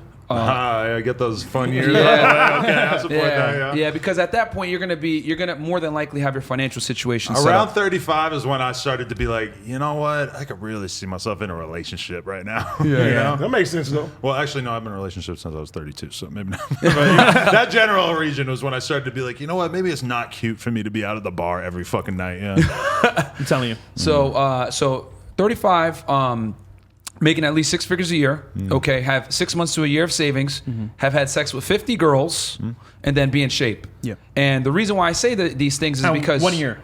Be together for 1 year. Vet them for 1 year, at least 1 year. Yeah. The 5 things that you need in place that I was gonna say before you even vet a chick. Okay. Yeah. So you need those 5 things in place, and then what I say is like that puts you at a level where you're gonna be in a position where most chicks are gonna look at you and be able to respect you. Because like what I say is like, well, women to love you first, they got to respect you. Like women love very differently than men do. And I think that's the biggest problem guys make is they think that women and men are the same when it comes to like attraction and love and all this other stuff. Well, women is different. They need to respect you first. And not only but that respect only comes from the fear of losing you. They're only going to be afraid to lose you if you're higher than them, higher status than them and better than them. Because women don't want an equal, they want a superior. You know what I'm saying? So when you have these things in place, you're going to be able to be in a negotiating position where you could dictate terms. Hey, it's going to be, and then you're going to be able to control the frame of the relationship. The man, if you're in the leadership position, she's inevitably going to be in her feminine. She's going to be more happy. She's going to be more submissive. She's going to want to be in that position. But if you don't have these things in place and she has to take up roles, let's say like financial roles, where she's got to like be the breadwinner, she's got to take up a bigger financial burden, it's going to put her in her masculine naturally. You know what I'm saying? She don't need you. Exactly. She don't need you. So, and there's nothing wrong with a chick that makes her own money. But I always say is if a chick makes her own money, the only thing that comes up with that is her need for a dude that makes more money. Like you said earlier. But you know, sometimes I see some of these really, really popping OnlyFans girls and they might be making, you know, a couple $1 million a year, et cetera. And they end up gravitating towards a dude who maybe is, you know, good looking and he's got a nice little career or whatever, but he's making like 1% of what she's making. But he's very, very down to really like help her with her career, and he's very supportive and stuff like that. And that is like a very interesting, but they have to basically be like completely just letting her dominate them. And that's such a weird dynamic that I see unfold. But it's with these like super high value girls who see through over time, they realize like, I don't really want to be with an NBA player or a rapper because they're just going to treat me like shit. At least this guy's going to be really good to me, even if he's not bringing that much to the table. It's kind You of know like, what? I can build him up. Her money I don't even think they care about that. doesn't allow her Some do. to submit. Yeah. Right. A lot of women nowadays, they don't want to submit to anybody, especially if they got a lot of money. Yeah. Yeah. So yeah, to finish up, I will say this: I don't think a high value woman exists, which I could talk about that. People get mad when I say that. Yeah. It doesn't exist with a woman being independent, at least, and I could explain what I mean by that. But going back with the thing, so when you have these 5 things in place, you're going to be in a position where a lot of women are going to deem you as a catch, and then you're going to be able to be the authority in the relationship, which inevitably is going to make you more attractive, and then she's going to be able to follow your lead, and it's going to work. Because I always say relationships only work when the man is in a leadership role, not the woman. Like going back to your example before, what I've noticed with women that make a lot of money and have a guy that makes less money than them, like if she makes $500,000 a year and he makes like 300, that's not that big a deal, because at that point you're at the same lifestyle level. Semantics. You know what I'm saying? Same lifestyle level. I won't even say like the numerical number matters as much as like lifestyle. But like if you're making 50K and she makes like 150K, that's a big difference. That's a big discrepancy. If she deals with you, if you don't rise up to her level at some point or whatever, or you have amazing frame and good game, she's more than likely going to leave you. So I tell, like, because the average guy is going to have game. So I say, have the financial security so that she's going to respect you almost naturally without you having to over dominate on the game side, because most guys aren't going to be able to have that game. Yeah. So 5 things in place. Then you vet her for a year or 2. At least. And then from there, you could decide if you want to make her your main girl or you want to get married to her. In today's day and age, we tell guys don't get married, bro, because you got a lot to lose if you get married in a Western country. There's almost no benefits for a man to be married in today's marketplace. None. Yeah. Because think about it, right? She could cheat one day or just get fed up and say, you know what? I'm out of here. And still take half your And shit. take half your shit. That's why I'm happy to be in a relationship where we both want to have prenups. There you go. We both got our own money to the extent where it's like, nah, we got to get prenups. Yeah. so I didn't even know that. you That's smart. Yeah, There you go. That's dope. Yeah. And we have lawyers on as well to talk about this, divorce lawyers and attorneys. We did a couple episodes on work that, for us. like how to do prenups and all that, with the state of Florida especially. But like most guys, like when they marry a chick, 9 out of 10 times the chick is marrying up and he's marrying down. So that puts you in a bad position financially, So we tell guys, if you could avoid marriage, do it. Like, it depends on where you are, how you live, how you can get around it. Because you don't want, the main point is you don't want to involve the state in your relationship. The only way, because we have a solution for the problem. Mine is kind of funny. It's kind of serious. It's kind of like, hey, man, you want to get married, bro? Go to Colombia, find a badass chick, marry her over there, come back over here. That we can avoid the laws of America. You can still live a good lifestyle over there in Colombia. That's my way of doing things. But, you don't want to involve the state ever. Colombians are bad, too. Yeah. Or you go to a church, you get a local pastor there. It's not the state, it's just, the church. You get married by the church. I know Muslims do that all the time, right? Yeah, well, you can go to a mosque and get married by an imam, and then it's like, bam. Like, and it's not on paper or anything like that. You can get married Islamically and then be good. So how does that work with common law marriage?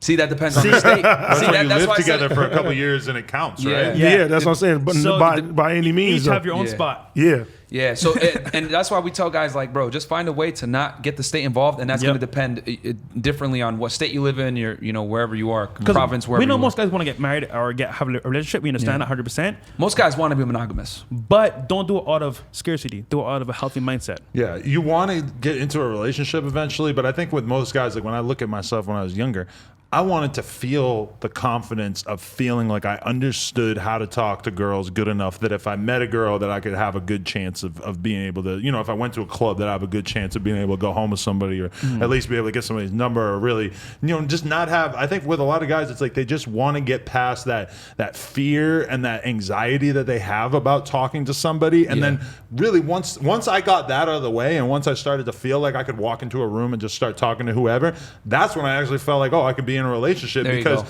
getting past that challenge of wanting to be able to have those conversations and be able to go to the club and not feel like a total fucking ostracized loser, which is that's the hard part when you're a guy who's really on zero.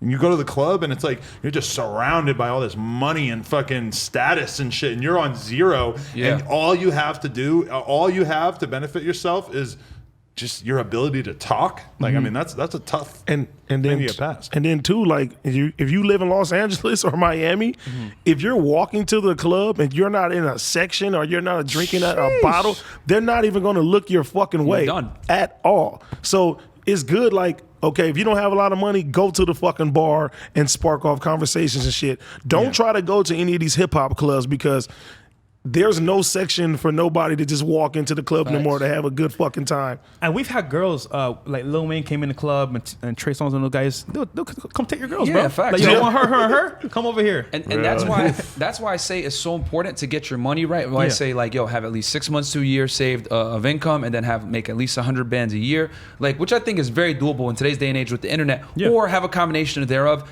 and then that's why I say you got to have had sex with 50 girls. Oh my God, you're a womanizer. Why? Because I know the average chick has had sex with around that many dudes by the time she gets married. You know what I'm saying? So I need guys to be on the same sexual playing field as a woman, because the last thing you want to do is be in a position where your girl's more sexually experienced than you. Because what happens is when a girl knows what she's doing, she can manipulate you through sex. Yes. And then a lot of dudes that don't know what they're doing, they'll get finessed. Next thing you know, oh, I'm not having sex tonight. You need to take out the trash. Oh, I need you to cut the lawn. But she's going to like start negotiating terms with you for sexual access and leveraging sex against you for compliance, which I tell guys, you never want to be in that position. The only way you're going to get there is you're going to have to get experience with girls. And I know if you've had sex with at least 50 girls, where you're not paying or tricking or doing anything stupid like that, you've probably developed a mindset where you can at least like deal with women and understand their mindset, how they operate. You've probably broken through Disney fairy tales and everything else like that, because the days and ages of you getting a girl that's a virgin are done. It used to be the father would give her to you as a virgin, and she would know how to act. But nowadays, I'm gonna keep it a stack. Feminists can get mad at me. Modern day society, modern day culture teaches women how to be horrible wives, horrible long-term girlfriends. Horrible. You got city girls out here. WHORE. Horrible. Like, it teaches them to be promiscuous, date around, not be dutiful girlfriends, not cook and clean for you. Hot girl summer. You know, no offense to Cardi B, but no, don't cook, don't clean, still got a ring. So a lot of girls have that mindset, like, yo, I could get a dude without doing all this extra shit. I'm just gonna chase a bag and that's it. But and that's so dishonest, her having that bar, because the reality is that she got enough money that she could have 10 people cleaning the fucking house. Facts. It's like, for you don't have to cook and clean. We get it. You can order Postmates every night. For sure. Bro, even like now, bro, I see women, I meet women. The fact that they do cook or clean, I'd be like, it's a novelty. Wow. Yeah. Yes. You wait. You have recipes? Like, you know what you're gonna make in the morning? And this is you're not expecting me to Postmate this shit? Yeah. That's a plus for something that already should be in place. And that's the thing. Like, I tell guys, like, you gotta have these things in place, because now you're gonna be able to dictate terms, and you're gonna be in a strong negotiating position where it's your way or the highway, and she won't be able to finesse you with sex. Because so many dudes that are successful get finessed by girls just because they're bad, and they get a bad deal, like a chick that's been ran through whatever. And there's a bunch of studies out there to show that, promiscuous women tend to not be good wives or whatever it may be. I'm not going to have that discussion right now, but what I will say is, I want guys, when you have these 5 things in place, 100 grand a year, 6 months to a year of savings, 50 girls in shape, and you're 35 years old, you're in a position now where you're experienced enough where you can like discern girls that aren't worth your time. See, the problem is guys rush into relationships because either one, they don't want to be alone. I understand that. But two, it's kind of like they want to feel so much, they want to be in a position where they're with a girl so bad that like they're willing to settle. And when you settle for a girl that you're not ready for, she will destroy you. She'll ruin your life. She'll ruin your life. Even in the Bible, talk about women destroying kingdoms and kings. Because, dude, real talk, if you choose the wrong woman, that can end you, bro. Literally, it can end you. And the thing is that guys got to understand this, man. Like, women want a traditional man, but they don't want to be traditional girls. They want to be out here doing all this extra shit. City girls this, but they still expect you. You tell her, hey, like, if someone breaks into the house, right, or a physical confrontation happens, or you guys get robbed or whatever, she's gonna expect you to defend her. But then if you say, can you make me a sandwich, she's gonna be like, fuck you, nigga. It's like, what the fuck? Like, seriously, you gotta put your life on the line for a chick that won't even suck your dick. This is bullshit. So I need dudes to like understand. Preach! That, you know what I'm saying? Like, it's crazy because women are in such a great negotiating spot right now that dudes are getting finessed and they don't even know they're getting a bad deal. You know what I'm saying? So we tell guys, bro, if she is not worthy of being a girlfriend, smash her and pass it, continue on. Get the experience, learn what girls are worthy of your time, which girls aren't, and then settle down with the one that's worth it. Because the thing is, guys are so willing to give their commitment to girls that don't deserve it, and then they end up miserable because of it, because they want a girl so bad or they didn't have that abundance mindset. And we spoke to Robert Kiyosaki, shout out to him, right? And I don't want to go into too much detail, but like, he's married to Kim Kiyosaki, huge entrepreneurs, and it's like, he just found our content. And he's like, yo, my whole life is spent married to one woman. Why? It was like I could have had so much abundance, but I didn't know. I was stuck in that blue pill mindset. you know. And it was like, yes, I love my wife, of course, but it's like I didn't know I could actually have a life beyond that. And I remember he said he went to a meeting in Japan, right? A bunch of tycoons over there, huge billionaires over there, right? They're like, so everyone in the room, how many mistresses do you have? And he was like, I only have one. They'll looked at him like, Stupid. What the hell? Because those guys have power and strength. They understand that having numbers of women means you have leverage. And he didn't have any. He just had one. So it means if he didn't do what she said, she's out. Anyone with that kind of money, bro, you should be having a bunch of chicks, a man. harem if you can. And girls get mad when I say that. I say, yo, listen, dudes that are higher status, they don't cheat. They exercise options. You know what I'm saying? We agree with Kevin on that 100% because women don't understand that women are born with value and they must preserve it. Men must create their value. Yeah. So how are you going to, like, because on the podcast all the time, girls argue with me, right? Especially the strong and independent women, right? Because you mentioned earlier, like, oh, these girls are dumb. But we brought entrepreneur women on. Yeah, and doctors. We brought women on that make a lot of money. We don't only bring club girls. We bring career women. We bring financial women. We bring spiritual women. We bring everybody on the podcast. We bring all different kinds. Yeah. What we've learned is the hardware does not change the software, man. Yep. Like, the only thing that changes when a woman is a career woman and makes money is typically she's a little bit more masculine and she has even higher standards. She makes 100 bands a year. I want a dude that makes at least my level, if not more. You know, and they're even more selective and they tend to be older, which, you know, we all know as the older a woman gets, typically the harder it's going to be for her to date. And the more money she makes, right? So, because like the more money a woman makes and her age goes up, the smaller her pool of candidates that she could date. Because women aren't like us where we could date down. And then the dudes that make that kind of money, they'll date a 21-year-old baddie. They don't care. Hell yeah. But going back, damn, we were talking about before. Girls men having options. Yeah. So this is a big like fighting point on the podcast every single time. I'm like, yeah, like dudes can have sex with other girls and you can't. Will you expect me to be monogamous? Yeah, absolutely. Why? Well, because men and women are very different. I used the lock and key analogy before, and what I was telling them was, because a lot of them are like, oh, well, why can't you just be monogamous? Why can't you just have one girl? What's wrong with you? And I tell them, yo, listen, you guys don't understand the male struggle, right? Myron, give Adam an AD, the candy store analogy? please. I haven't given it. Okay, I will. Yo, it's special. Give it to them. Yeah, so this is the candy store analogy. I bring it every time, like I mention like the male struggle versus the female struggle. Everyone in the chat's like, because you guys know we live stream, like candy store analogy, do it right now. So the candy store analogy goes basically, so like there's a candy store, right?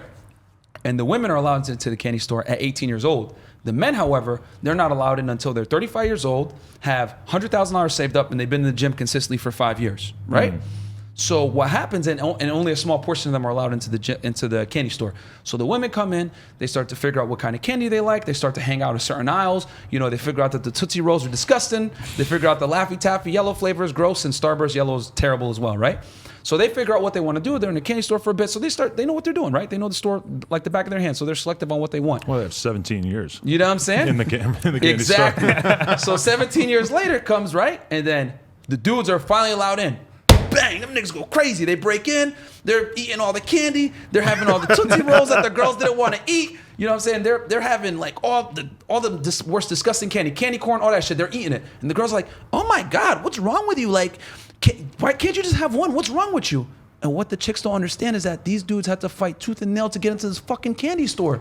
Y'all got it for free. Like, privilege is invisible to those that have it. And like what women don't understand is that they inherit their $1 million. They invest in Dogecoin and they lose it. Whatever, right? Or maybe they make some. But they inherit their $1 million. Men don't. You as a man, you have to become a self-made millionaire, scaling 3 businesses from zero, working your way up, whatever. If an inherited trust fund baby, millionaire, tells you, yo, invest in this, you should run your money like this, you're gonna look at him like, yo, shut the fuck up. You I got it out the dirt. I got this money out the mud. I had to work for this. So how the hell can you tell someone that went through trials and tribulations to earn their money how to invest their money when you inherited yours? And that's what women don't understand, is that they inherited their value. So they can't dictate to you how many girls you smash or whatever, because it's so difficult to even get to that point as a man. We ask this question all the time on the podcast. Ladies, what percentage of men, because typically after I say that, they're shocked. Yeah. Oh my God. And I'm like, well, what percentage of men do you think are actually sexually active women? And they're like 100%, 90%, 80%. Nah, it's only like 10 to 20% of dudes banging like all the chicks. And they're like, oh my God, I didn't know that. Even rappers and athletes, they have to work hard for their position. They didn't just get it overnight. You know what I'm saying? So it takes time for a man to level up to be even in the candy store. Yeah, so like when women try to tell me that, like, oh, why can't you be monogamous or whatever, I have to throw it on it like that, because like they don't get it. Because like when you've been like just allowed to do whatever you want, you know, with the opposite gender, people telling you sweeten up things, people never challenging you. Because what I've learned is like when the girls come on a podcast, it's like a shock to them a lot of times because we're not trying to smash them, so we ain't gonna lie. We want to tell them the truth. Like, not anymore. What, you guys used to smash too many of them and then you had to stop? So it's funny. You want to know how this all started? So we did a podcast, right? And we had a double date after. We were lit, whatever. Came to the studio from the club, and we're sitting there like, "Yo, what do we do now, bro?" It's like 2 a.m, and he was looking at me like, "Bro, I don't know what we should do." I'm like, "Fuck it, let's go podcast right now, live with the girls." He's like, "You sure, bro?" I was like, "Let's fucking do it, bro." He's like, "Let's fucking do it." So we go on live. One time this dude was lit, bro. You have the guys around to film it, or did you just set the cameras up yourself? Just us, bro. It was 2 girls and us, right? No cameraman, no producer, our no producer sound engineer. wasn't there at the time. Just us in the studio, right? So we turned our camera on and went live, bro. Can I tell you, bro, right? After the episode, it got like what? I think 20K views off rip. When we went live. Yeah, it got a lot of views. It was the most views we ever got going live, right? And people were in there like super chatting. I think we made like what? $3,000 that one night? So people were going crazy because like no one had done it. And what happened was we used to smash the girls first and then bring them on the podcast. Now I was like, you know what? Fuck, I don't want to know who you are. Yeah. You know why? It messed up the dynamic of the show because it's like, you know, we smash them already. So it's like, I don't want to be too truthful because obviously I like you. So now it's like, you know what? We don't know who you are. You come on the show. It's what it. We have a whole team just brings the girls in now because we used to do it ourselves, but that shit is time consuming. Yeah, we don't. Bro. Hey man, you go through our talent coordinator. Shout out to Laura. Like how you have Laura. We got Chris. Yeah, we got Chris. And, Laura. Yeah, you handle it. We're over here chilling. We just living life, man. Yeah, bro. Like Chris. The girls hit him up and he schedules them, and then they come in and we do the show, and it makes it better too because they don't really. Sometimes they watch the show and research. Sometimes they don't. And then I come in and we do the show and like we Frank sometimes Castle. I have a topic. Yeah, and it's crazy, man. But like, yeah, there's a lot of like argument points. That's one of them, like female versus male promiscuity. And then also like we just tell them like, yo, another big thing because girls always ask, well, I get ghosted a lot. Like why? And then I tell them like because you actually have to add value. And so many girls think like I'm just gonna give the box and that's enough. Like nope. I tell them like, yo, you might get a guy like for a night or two doing that, but to keep him around, you're gonna have to like add value. And so many girls think like if I just fuck, that's good enough, and it's not good enough. Like especially with the status of men that you're dealing with, you really got to give them value. So can we talk about that the argument that happened on the podcast where basically and we got a shitload of views from commenting on it, but where Mr. Organic basically like, sounded off on Shout to Organic. who I'm interviewing tomorrow actually, but he sounded off on one woman. Her basic argument was if a man is rich, all he cares about is a girl looking good and being down to fuck him. And he got super mad. And my argument was, and I want to know if you guys agree with this, my argument is basically once a guy gets to the point where he can get, you know, not every girl, but a huge percentage of girls, or he feels like mega confident, he's got his money, he's at a point in his life where he can really get a lot of women to have sex with him. Guys start to sort of think outside of that and they want to start to actually build something. When you look at actors and you look at like top rappers or when you look at basketball players, a lot of times you'll see them find a girl at some point and really start to try to build something with somebody who they consider more on their level, whether it's they have their own business or they're very business minded, etc. And for me, that's definitely the situation where it's like, I see hot girls all the time. Girls will come in here and I'll talk to them for 5 minutes and it's in my head. I can't imagine really like spending that much time with these girls because they're fucking stupid. And my girl, I respect her and I see what she's doing. I see her ambition and that's very much a turn on to me. Do you guys agree with that? Because like the girl seems so incapable of imagining the idea that a guy would get to a certain place in his life and then want to get a woman who's actually bringing something to the table besides just being hot. Man, you said a lot there, bro. But it's all true. Yeah. I'll tell you what, right? Like I said earlier, you know, in the podcast, when you date girls that look good and they are 10s and 9s and 10s or whatever, they have no character. So I can only spend enough time to like literally, bro. It's ejaculate and then evacuate. Because I have no reason to be there other than smash. Wow. Yo, when I smash you, right? What's next? So let's go shopping or let's watch this. I'm like, yo. Let's go make some money together. It's like there's no other avenue other than having fun and getting lit. And look, I can only go to the club so many times a week. Once or twice, I'm good. I don't need any more times. Every night, and then it's like drugs and all that shit. I'm just saying, like, for example, a girl that adds value is not gonna only be about having fun all the time. She's gonna understand there's a time and place for everything. Yeah. Time for work, time for fun, time for sex, all that stuff. Most of the 9s and 10s, all they know is turn on the button, wake up, lit. Yachts, parties, mansions, Facts. Take me shopping. No, nigga. Like, no. You have to earn that. And once again, like you said earlier, when you get to a certain point in life, you have options. Why am I gonna stay with this one chick that I can smash whenever that doesn't add any value? When I can find a chick that actually adds value, and I want to be around her because now I see how girls are. I understand their nature. You know what? I don't want that. I know what I want now. So. Yeah, I agree. Like the girl's got to bring some kind of value as well. Like for me personally, I can speak for myself. She doesn't necessarily have to bring a career, but she's got to help me with my business, with what I got going on. Because my thing is, if she helps me build, then she's gonna win anyway. You know, a lot of women say, "Well, if I put everything on hold for you, well, what's gonna happen?" I'm like, "Hey, stupid, you're gonna benefit off it too." Because as the leader, as the man, she wins when you win. Actually, you know what I'm saying? Talking about the girl like that's in the studio all the time. She literally comes in the studio, cleans it for us, gets all the waivers for the girls to sign, and Oh yeah, yeah, one of my chicks. Yeah, she's very helpful. Everyone water. That's adding value, man. Like she didn't have to, but she does that for everybody. She does it. You know what I'm saying? Yeah. And like doing stuff like that, like just making things easier for me.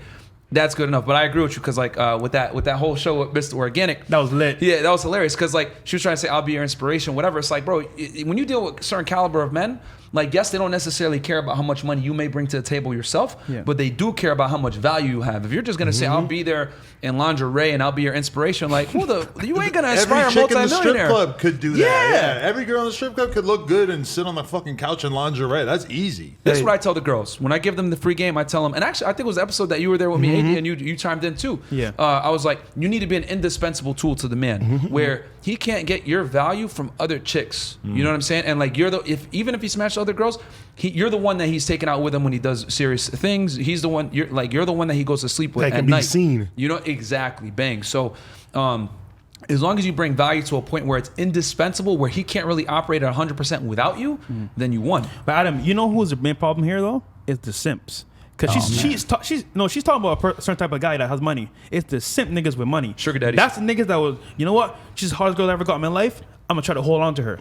But she has no value in her character. But the guy is a simp. He doesn't know that. So, but okay, here's the question I have for you guys: is now you guys are getting money on a level that I'm assuming you probably couldn't have imagined before you started the podcast. Couldn't imagine, bro. You guys didn't have crazy income streams before that. Now, does it make you want to compete with all the guys who have tables in the club every night, with the guys who have crazy chains? I noticed you guys don't do the jewelry or like stupid designer stuff necessarily so much. I mean, I was looking at the Louis Vuitton glasses. I'm like, okay, maybe at least a little bit. Hey, don't let that nigga fool you. Don't let him fool you. He's fit. But so, do you guys see that as being worth the investment once you have that kind of money to start like really doing that, just to be able to get these girls that I'm assuming you already don't really think are girls that you want to build anything with? Like the girls who are attracted to the table in the club money are not. Hey, that's what I'm about to say. This he went out and we was turned up. He was shopping. Look, he's looking for a $5,000 bag. He pulled up in a Porsche today. You know what I'm saying? Hey, but like Adam is saying too, is that the perception of everything is that you don't have to actually spend money when you do that shit. Like, even like you say, hey, let's have somebody set some tables for us. Let's say we have a no jumper fucking night where we go to the club and they pay us X amount of Y and Z and they're going to provide the bottles and stuff like that. We actually didn't pay for that. We go to the club, we do everything, and guess what? That guy got a section, that guy got a section, that guy got a section. We got a section, we got bottles coming out too, so it's equal playing ground when it comes down to the women that comes into the party. Exactly. And I'll say this, right? So no, we don't compete. You know why? Because we're not on the same level. We actually have game. So imagine, right? Miami has a lot of steps. And clout now. Yeah. And clout. So a lot of niggas. When you touch the mic, it's kind of fucks up. A lot of guys have money, right? But no game. And they've never had to take the time to learn it. We've already learned this shit from our younger years. So imagine just now with money and clout, what's gonna happen? Like, we're fucking girls, bro, that Drake fucks, that Future fucks. And like, it's like, yo, like, they're missing out time with them to hang with us. I mean, I'm not gonna put them blast, but like, when you have game, bro, it's on a different level. And I'll just say this as well. So a lot of guys, right, they'll go to a club and try to outbid another guy. Like, oh, you bought 10 bottles, I'm gonna buy 20 bottles, right? What are you really doing? You're saying, hey, you know what? I can spend money like this, so take advantage of me, to girls. We would never put ourselves in that situation because we know off rip, never leave with your wallet. Because then if you do that, then she's not gonna want to know you for who you are. So think about this, right? Whenever we go on a date, we have very low investments. So I go to tacos, maybe some drinks. I'm not taking to a club to a table. Hell no. The first date is you get to know me, I get to know you, and let's see what happens from there. At that point, it's a kind of like an equal playing ground.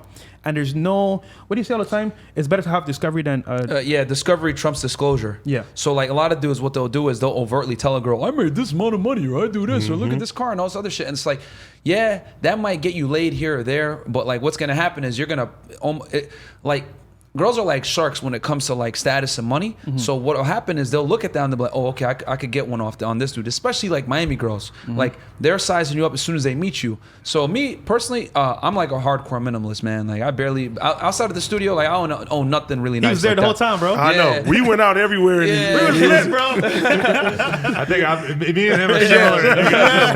Because I don't own nothing. I got no fucking possessions. Yeah, I barely own anything, man. Like I save most of my money. Any money that I actually do spend goes like pretty much right into the business to like get better equipment, whatever. Like that's the nice stuff I own is like the stuff that we have for the studio.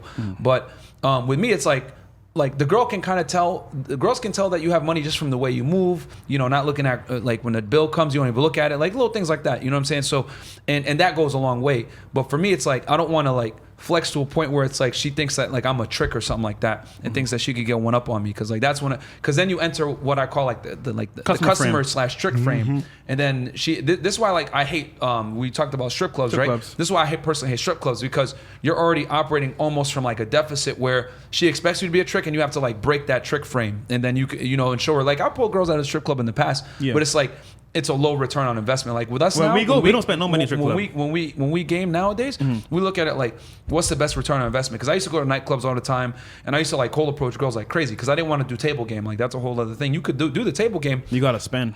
Yeah, and there's ways to finesse it where you like know what you're doing, and you don't get finesse because like. Okay, I'll break it down real quick. So what we will do is, I'll break it down real quick. So like if you're gonna get a table at a club, right? What you'll do is you'll make sure you're going with like 3 to 4 guys that aren't simps. That's the biggest thing, is that aren't simps. And what you do is you'll get 1 or 2 bottles, none too crazy, right? And you're gonna have 1 or 2 guys go out, talk to girls, and then another 2 guys at the table. And then what those guys do is you take your 2 best like verbal guys, they talk to the girls, whatever, they bring them back to the table. And what you do is, the key is you got to stagger it and bring girls like a 2 set here, 3 set here, 4 set here, whatever it is, different groups of girls. And then as you bring them back, the other 2 are dealing with them, and then you have 1 guy that's like holding on to that bottle to the and drinks. like that's pouring the drinks. You know? That's my number one thing when I go to the fucking club, bro. Like, prime example, bro. Other night, I actually took Duno with me. Wednesday night, we got like 5 bottles of fucking 42 come out, right? Yeah. Okay, I tell my homeboy, I'm like, watch the bottles. Yeah. I'll grab one, he'll grab one. I told Duno, you hold one too, because my other homie didn't understand it. I said, watch what happens. You leave one right there, guess what? Girl comes to the table talking to everybody. She's pouring one, she turns around. 3, 4 of her friends. Guess what? She pours another one. Whole bottle of $1,100 bottle is gone. And guess what the girls do? There's no more liquor now. They walk away to go to somebody else's table. That's why I say you. See, AD knows. So like that's why I say like you He's need in the game. 1 or 2 dudes like or 1 or 2 dudes at the table, 1 watching the bottle, 1 like talking with the chicks, and they're pouring the drinks, not the girls. So and then as the dudes are bringing different girls back, different sets, the chicks don't know each other. So what happens is then you can start screening them, who's actually sexually available. Because a lot of girls, I don't say like run game. It's not about running game as much. It's more about like with nightclubs, since you're on a time allotment because you only got a certain amount of hours, etc. It's faster paced. You can escalate faster. You're trying to see which girls are sexually available. So you're like touching them, talking to them, trying to figure out logistics. And then if girls are like, oh no, I'm not really for that, kick them out. Bang, right there. Frank Castle that bitch out the table. And what I would do is I'll kick her out. Either I'd tell the bouncer, or I'd kick her out myself and let the other girls see it. Now the other girls know the precedent. Oh, these dudes kick girls out if they're not about it. Yep. And then bang. Then you figure out the girls that are worthy, and then you just drink with them, and that's it. But like the biggest mistake is like the dudes just let random chicks come in, let the girls touch the bottles, because what a lot of these chicks, what they want to do is they just want to be able to go into a VIP, drink free liquor, and sit down because they've been on their heels all night. That's the real cold. So many girls, that's their whole game. They come to the club, they don't spend a cent. Go from table to table, they get lit, and then the guy that they actually care about picks them up from the club. They'll talk about it. Oh yeah, for sure. They won't talk about doing it to you, but they'll talk about doing it to other guys. Yeah, girls on the show, they talk about, oh, I came out with $0 and I finessed this many bottles. Like it's a game to them. Okay, so I'll take girls, right? Like, oh, I'm going to the club. I'll pick you up after. I'll see her story. She's at one table with a guy, another table with a guy. All right, I'm ready. Pick her out outside. I take her home. That nigga just spent like a bunch of money on the table, and I'm getting it for free. Hey, it's funny too, because on my show last week, we had 2 girls that was here. And one of them is just drinking with us. She's getting lit and stuff like that. She gets a FaceTime from a guy. And you feel me? And the guy's basically like, hey, where you at? I want to link with you and shit like that. She said, hey, can I grab the bottle now? I said, no, you're not about to take this bottle.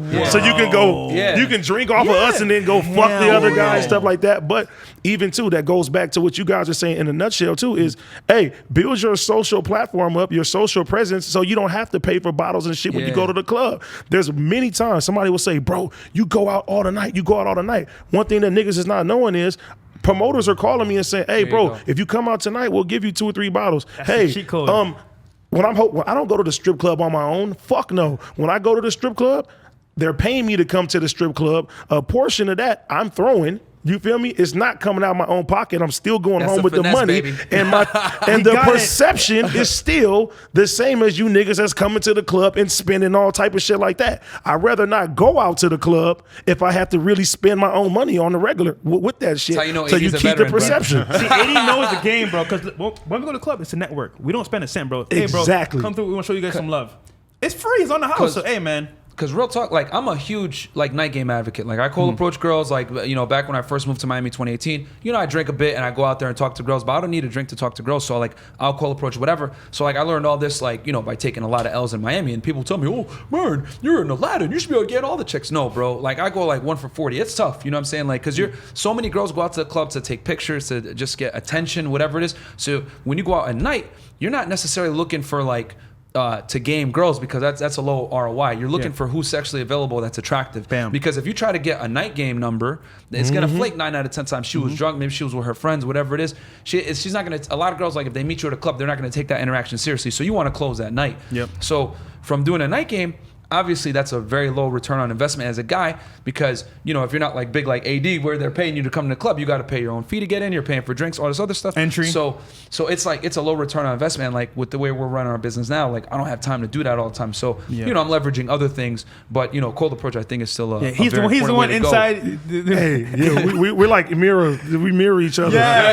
Because even like we went out to maybe 4 or 5 different places. Yeah. The one thing that the perception of it is, oh, they going crazy in Miami. And also, the reality of it is, we didn't pay a fucking dime. These bottles were given to us. These places we went to, like the last club we went to, Khaled is there. We got bottles. Yeah, we Story. Like this shit. This was no money put out there, and all you have to do is take your phone, your camera, and says boom, boom, boom. So niggas is looking like, wow.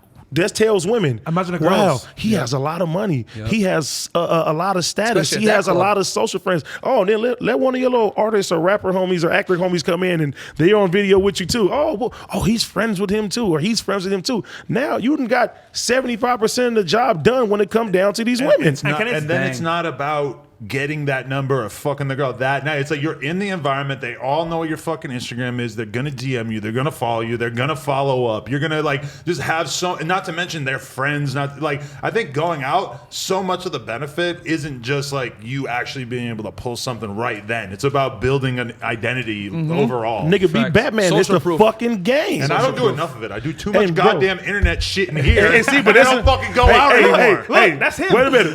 Yeah, but this is what I tell Adam all the time now, because I say, bro, you don't fucking go nowhere. He be like, bro, you do this and you do this and do. I say, bro, come outside with me, bro. You're Adam fucking 22. You don't have to do nothing. Your face card alone is going to get you in the door with whoever the fuck you want to do shit with. And even when it come down to interviews and doing shows and stuff, bro, because that's what I actually you gotta run into people. I'm not trying to fucking find girls unless they're girls who want to shoot OnlyFans content and help us make a shitload of money. But what I am interested in is I just realized that the number of interviews I could get from meeting somebody in the club and having a drink with them, and like I've built this whole thing, but now I kind of miss out on the normal socialization, rewarding yourself aspect of it, which also in time is gonna grow the fuck out of the business. And it's more personal. I'm gonna tell you this, right, bro?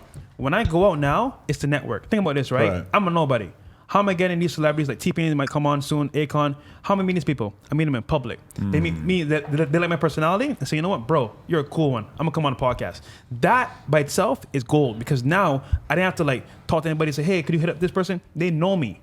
right? So not only do you get to have the lifestyle you can show people, you get to network, and that's very important, man. So many of those interviews I got in the early days were because I was actually doing drugs with people in nightclubs and where backstage at rap parties and stuff. Yeah. And then I would get the interview the next day. Now I don't get fucked up anymore, so it's a little different. But I haven't really adjusted to having to like force myself to actually socialize. And COVID was so bad for it because that was like, oh, here's a default year that you're gonna mostly spend at home. And I tell him, bro, dude, come up with me, bro. He's That's Frank, what I he's say. Frank Castle. He's Frank Castle. You're the guy that punishes bad behavior from girls, bro. They want to see you. And see, like I said, it mirrors the shit though, because it's like, all right, we do business this way, you do business this way. And on a more technical side, the way that you guys do business is the right way. It's the right way. But in the long run, building those relationships, the handshake is different. Like even it is. prior to this, before y'all didn't even know me before me coming on your show like that. We watch each other and shit like that. We had a good ass weekend. Ended up going to the airport. Now it's personal and it's friends and shit like that. And you're not just coming for We a almost got fucking Frank Castle off that plane. Yes, we did. Yeah. Yo, But- if 80 calls me, I'm gonna start whatever I'm doing. I got you, bro. So see that connection right there is priceless. Look, I met OT Genesis through him, and it was cool with me. It's like I would never meet these people if I didn't go with AD and made that networking connection. Yeah, AD's at a point now where if he lands in Miami, like we're gonna just See, where good to you go, at? brother. Hey, We're gonna my get together. God. You know what I'm and saying? then too, like I tell people all the time, I got songs with a lot of people. They say, well, how much did you pay for a feature? I've never paid for a feature in my life. And mostly everybody that I know who has fucking higher status, I met somewhere at the club or at the bowling alley, and then we just became And friends. that's big as it's- an independent artist, bro. That's Yeah. huge. Like, you know what I'm saying? And also, Adam, because you know AD and we fuck with AD and the podcast, dude, you come to Miami, what's gonna happen? VIP treatment, just to offer that connection. No, because all right. Well, one thing I was listening to Academics talk about how he went to all these clubs with some rich kid in Miami, and the kid was like balling out, and that he I was said, there. You were there for, I was there for the party. those. Oh, I was okay. there because saw I the was PDG craziness. and those guys. But he said that they went to one club and spent, I think, $30,000, and then they went to Club Live and they spent $55,000 on the table. And I'm just thinking, like, I told them that's normal. In Miami, that's super normal. I've been to Especially Club now. Live a couple times and they just gave me a table and bottles for free. And I'm Because like, you got whoa, the face card. I'm not even thinking that that's special or that, like, I'm thinking that's just nothing because I don't fucking, like, care. I don't even think it's a big deal. And then people don't understand is that if you walk into a club, you alone, you're bringing value from them for the rest of the fucking year. Hey, that's like where we go. I'm gonna take you guys Wednesday. We go to Highlight Room. Shout out to Sean Dickerson. Drake goes there fucking 5 times. Goes there. Been there every week since. CB goes there. It's a good ass vibe. You run into all type of people. Guess what that does for the business? Where I can charge a higher premium for stuff because this artist comes here, this artist comes here, this influencer comes here, and guess what? That tells the average guy that got fucking money, hey, I could spend $35,000 here. You know what you're getting yourself in when you go to Club Live. It's I'll say brand this. awareness, right? And very important. Adam, you have a brand here. You want it to grow exponentially. You got to get there and network. You have to. Look, we're a small channel, bro, right? How are we so big? We network every fucking day. And then you got a nigga like you go Yeah. out and meet Precious, motherfuckers, let him handle the business and shit like that. Because too, like, bro, I go so many places and bro, I swear to God, people like, man, the show, the podcast, the papa, We're shopping. Guy was like, yo, you're from No Jumper, right? yeah. Just pops up out of nowhere, bro. And that shit, that alone, hey, shake hands. Oh, I do this. Okay, cool. Keep it pushing. And what does that tell to the average viewer? Hey, oh man, I met what's it called? He was cool. I go to the fucking airport. Somebody, AD, I love everything about you. Can my mom take a picture of you? Yeah, go ahead, do that shit. Now, and nigga literally told me, I used to hate you. Now I love you, bro. Yo, Now they're gonna be a AD is positive like the friendliest comment. nigga that will beat the shit out of you. Like he's the friendliest dude that will beat the hell out of you But no, too. Like yeah, bona fide supporters. Like, look, he's always in the studio, right? Working on the the mics. He's the one that made it set up Chris because without him, bro, no offense, we're better than Joe Rogan, we're better than all that stuff because the studio has been built by this guy day and night, right? That takes a lot of effort and work. But me, I'm the networking side. You're probably the same way. You're behind the scenes, working on things, computers maybe stuff like that. So I get it. But you have to get out sometimes because if you get out, then it's a face to the name. Like, oh shit, Adam's here. I fuck with Adam now. I'll tell you this too. With Live, what I a lot of nightclubs in Miami, I like what they do is like someone like you, right? Obviously, cloud and everything like that. You come in, it's free. But like what I noticed from Miami, from going out when I was doing all that night game, is like there's a lot of rich dudes there that don't have clout. Yes. Like they have like they're foreign nationals that have money from some country, or they have like some kind of random like digital business and they decide to live in Miami. They live that laptop lifestyle. But like what happens is they see, and a lot of them will align themselves with rappers or celebs or whatever. And they'll pay. for everything.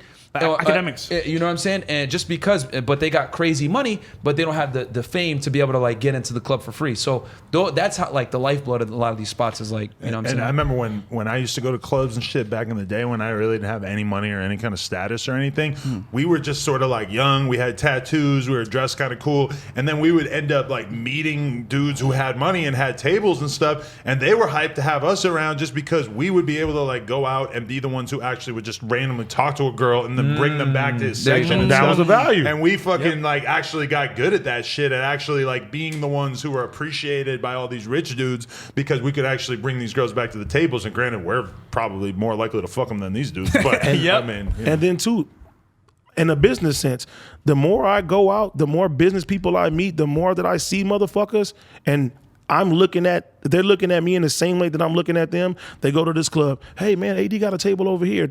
All the girls, everybody talks.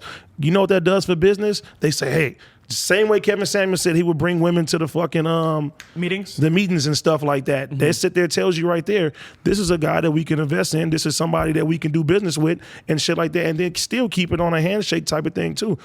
And think about like this is one thing that doesn't really make logical sense in my brain is that in my brain, I'm online. I'm doing all this shit online. You're online too. So if I DM you and ask you for an interview, we're both online. We're both in the same place. We're both online. How do you like that? It should be easy for me to make it work like that. And granted, with 90% or a large percentage of people, it is that easy. But a lot of my biggest successes, like, I got the fucking Young Thug interview in England. Why? Because I was backstage at a music festival. Legendary. And Juice WRLD actually said, yo, Thug, this is my man Adam. You should do an interview with him. So that's the value of really being there. It's personal. And right there. And Young Thug, I'm listening to an interview he did where he said, the only interviews I fuck with is, I forget exactly what it was, but he named off a couple and I was on the list. And that would have never happened if I just DM'd Young Thug and said, yo, let's get an interview. You forget that the in-person value to a lot of people, and especially really successful people, is way more important than the internet version.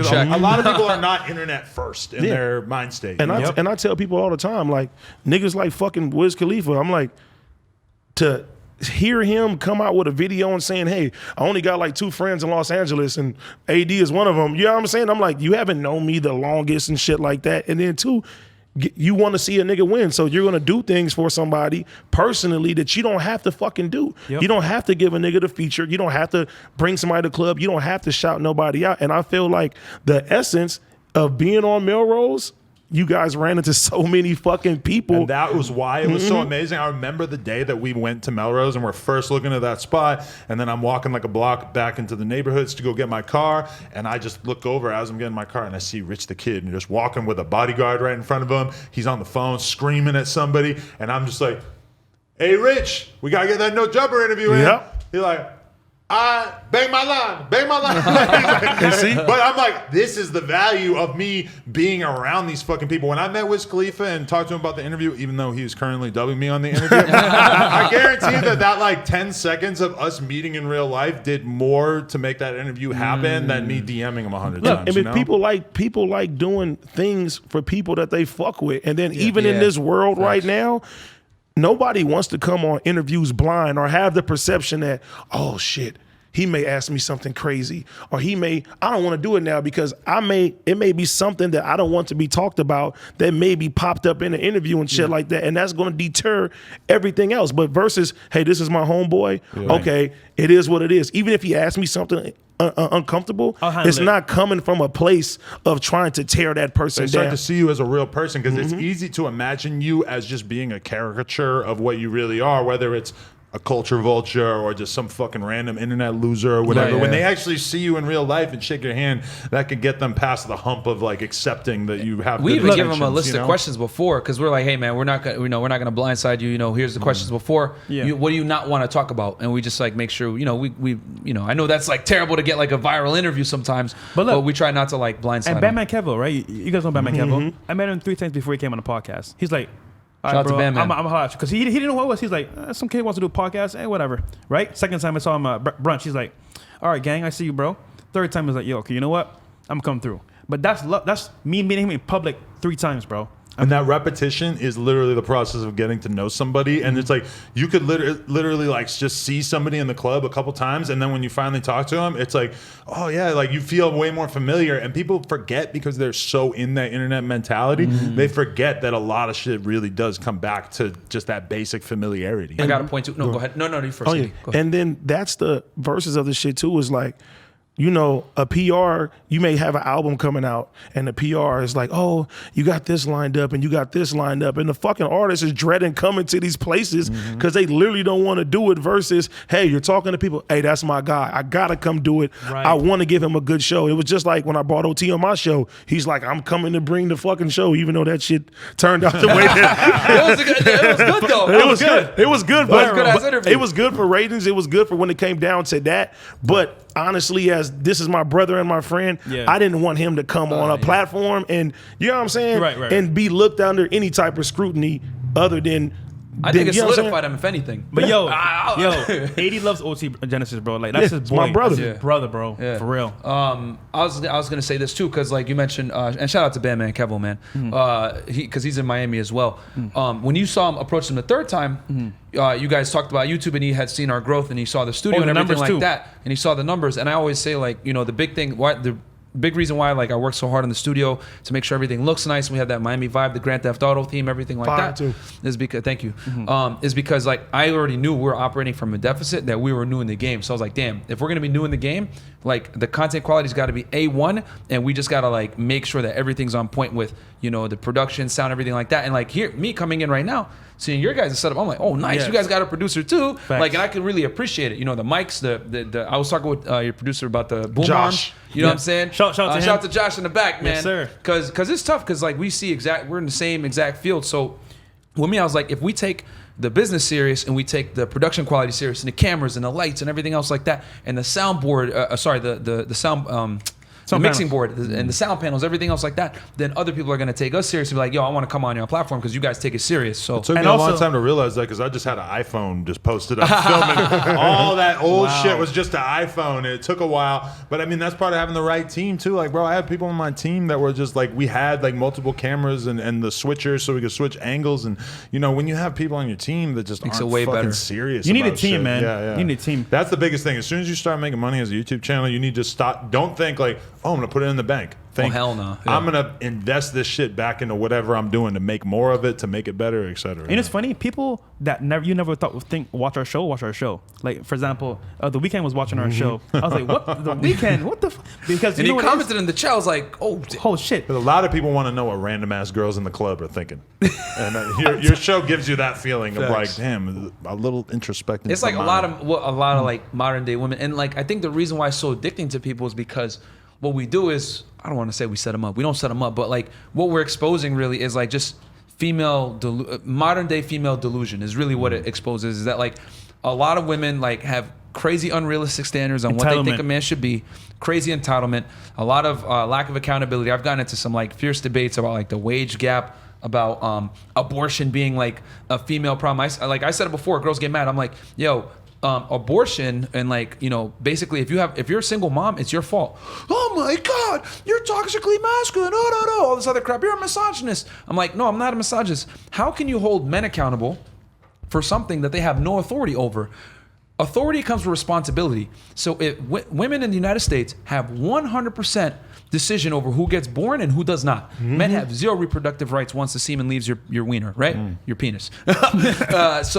So how can you sit there and say, oh, it's 50-50, anything like that, when the man has zero authority? So if you're a single mom, it's your fault because you could have chose to abort it or not. So, you know, it is what it is. But like that accountability, man, it's like kryptonite to a lot of modern day women. Yeah. Not all, but a lot. Yeah. You know what I'm saying? They want the privilege and the, they want the pro-choice, but they don't want to deal with the pro-consequence. Yeah, and basically, we cover basically in general what men really want and what women really want, put it all in one room together and see what happens from there. A discussion. Yeah. But like, the discussion it exposes like a lot of things. Like, we talked about like, abortion. We talked about the wage. I've gotten in fierce debates over the wage gap. There's a lot of women say, well, women earn only 70 cents on the dollar for every dollar that a man makes. That's bullshit. Cap.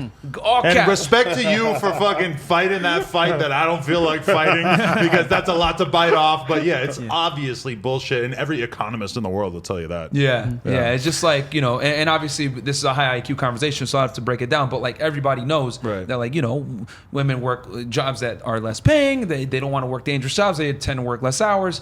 Kids, all this stuff goes into it, but they want to say, well, they were there. No, it's because you're comparing all people that are full-time employees, male and female, and you're not accounting for career, hours worked, or any of this other stuff. So, and there's a bunch of other variables in it, but... And we hold men and women accountable. Facts, so not just women, men as well. So you got to level up in life. You can't be a bum. You can't be out here saying, oh, I want a 9 or 10. You're working at Walmart, living with your mom. No, nigga. Level up yourself, fitness, lifestyle, finance, and social media as well, so you can conquer all. We're even harsher on the guys, to be honest. Like, we're way harsher on the dudes, because I tell them, like, you have to become.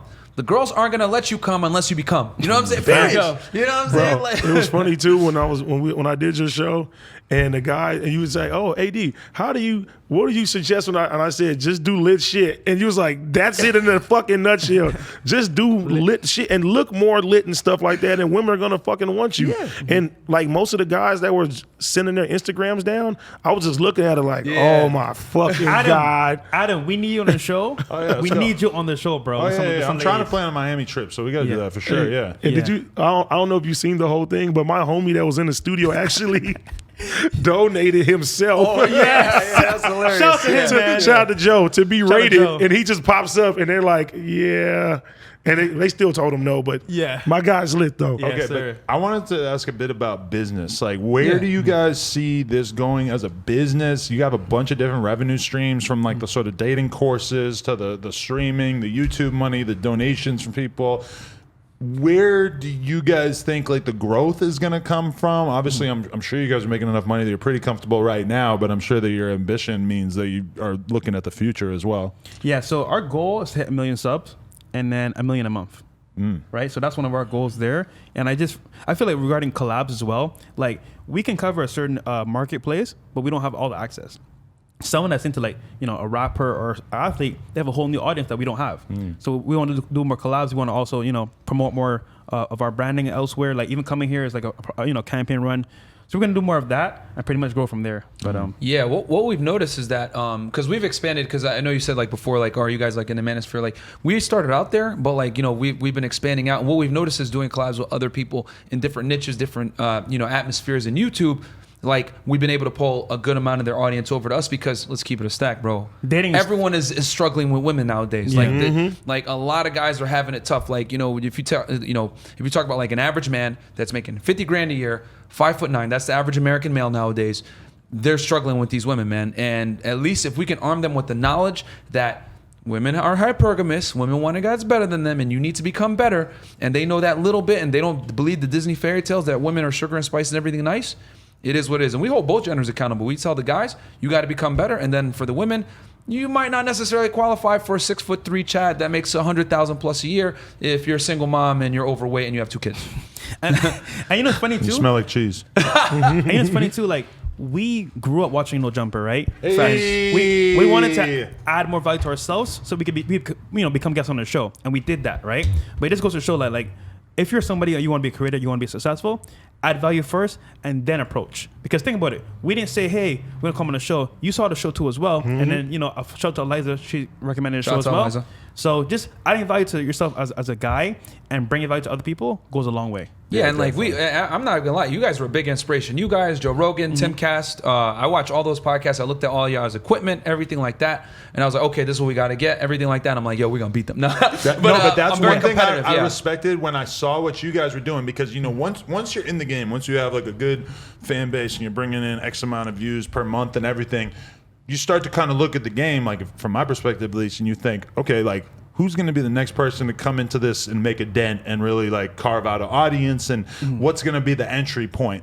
And one thing with No Jumper is that we've always done a shitload of views from talking to random ass girls. It's always been like a weird thing. If I interview a random rapper that nobody knows, we'll get 10,000 views. We interview a random girl off the street and her friend, and they're talking about some crazy shit. We might do 1 million views. Crazy, yeah. And when I saw you guys' thing, I'm like, because we're so focused on interviewing rappers and stuff, they, whether it was through noticing that we had that dynamic or just noticing, because a lot of people have profited from that, whether it's academics and Rice Gum having all these girls on Twitch and stuff like that. But, talking to, like, normal guys talking to girls is always going to be, like, I think a pretty strong niche. But I saw you guys where you really fully doubled down on the random girl conversations. And I was like, that's smart. That's like a really good niche that wasn't occupied. It was random, bro. We're in the studio one night with some girls. Fuck it, let's go live. Yeah. And it's funny because, like, I'd watch you doing interview solo. When you brought on 80, I was like, yo, I can relate to 80. Like, he's like literally like me in the flesh, and you're like Myron in the flesh. So shout out to y'all, man. No, it's just like, because with the girl interviews, like, at first, we talked about dating and like raunchy stuff and stuff like that. But then, like,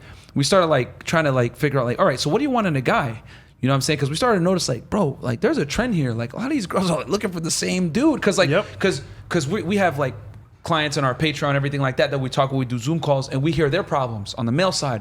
And then we bring the girls in, and we see what they want in a guy, and then we start to connect it. Okay, because we had known these truths that, like, women date up or whatever, but it's like for you to, like, actually connect the dots and see it, that it's actually way bigger than you think. Like, we thought, like, yeah, girls just want a guy of a certain level. It's like, nah. They're all chasing that same small percentage of men. Because, like, from universally, from A to Z, from a girl that's a strong independent woman with a career to an OnlyFans girl, whatever, they all want a guy that's taller than them, makes more money than them, confident and ambitious, right? Catch-all term.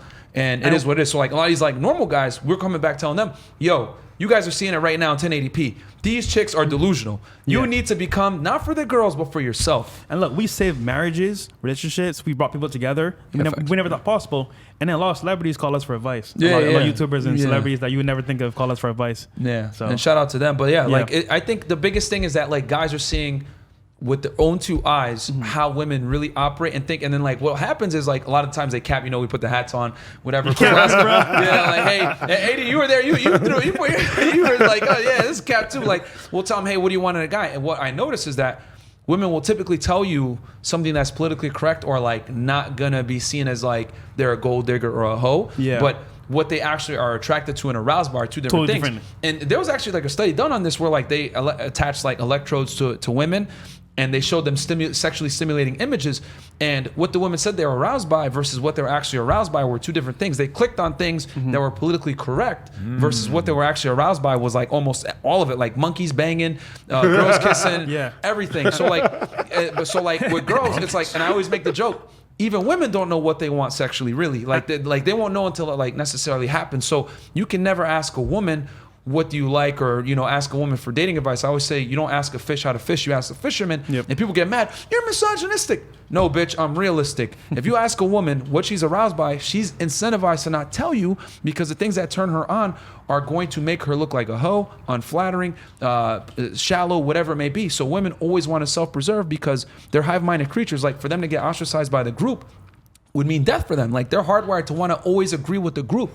I don't know if you noticed on the podcast, but, like, if we ask one girl something, the next girl will pretty much agree with her, or if they do disagree, they'll say, well, I see where you're coming from with that, and she'll, like, agree with her a little bit, then she'll make her point. But she'll always say, but I see where you're coming from. So, like, their need to be accepted by the group is so strong that they don't even understand what they're really aroused by, so that they can appease that group. We call it the hive mind. So And that's even like with the IG thing.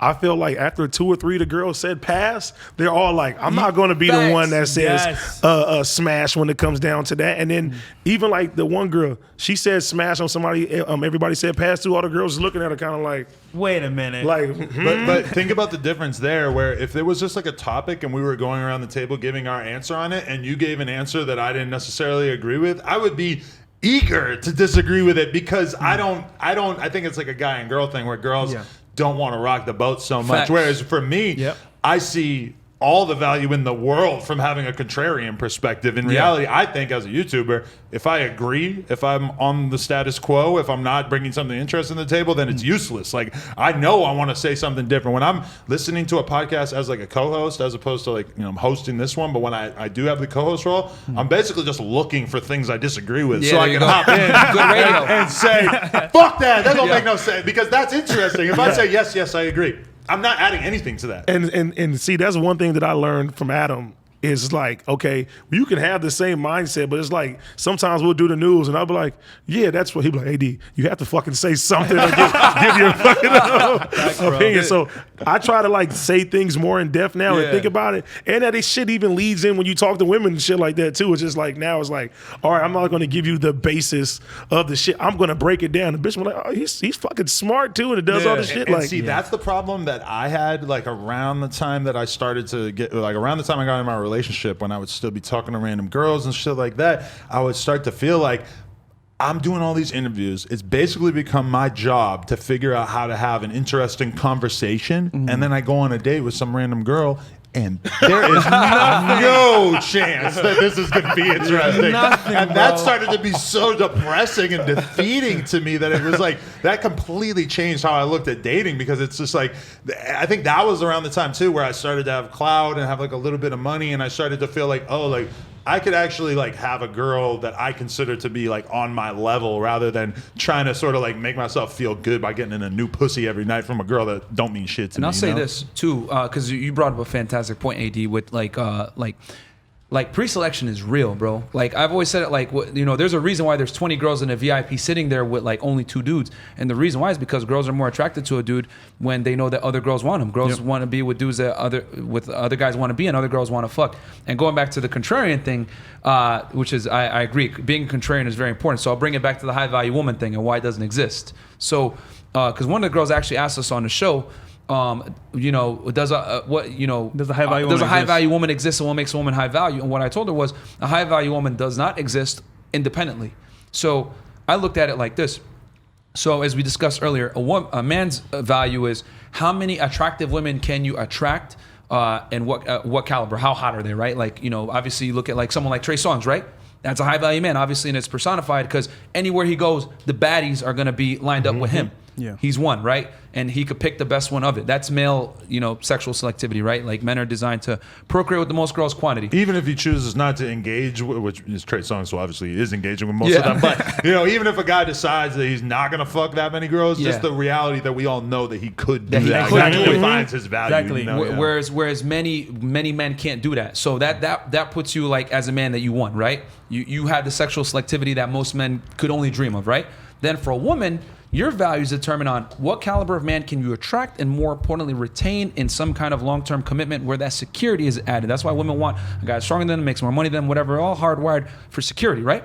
So a high-value woman can only be accomplished if she can retain a high-value man. Because I always say it, if you take a king and he marries a peasant, she becomes a queen. But if you take a queen and she hires a peasant, he's just the queen's husband. Like women don't. A woman can't shift a man's status, but a man can shift a woman's status up easily. And that's why since the beginning of time, women have pretty much married either at least bare minimum across hierarchies or preferably above. So a man can change a woman's life, but a rich man can change a broke woman's life, but a rich woman won't even look a broke man's way, period.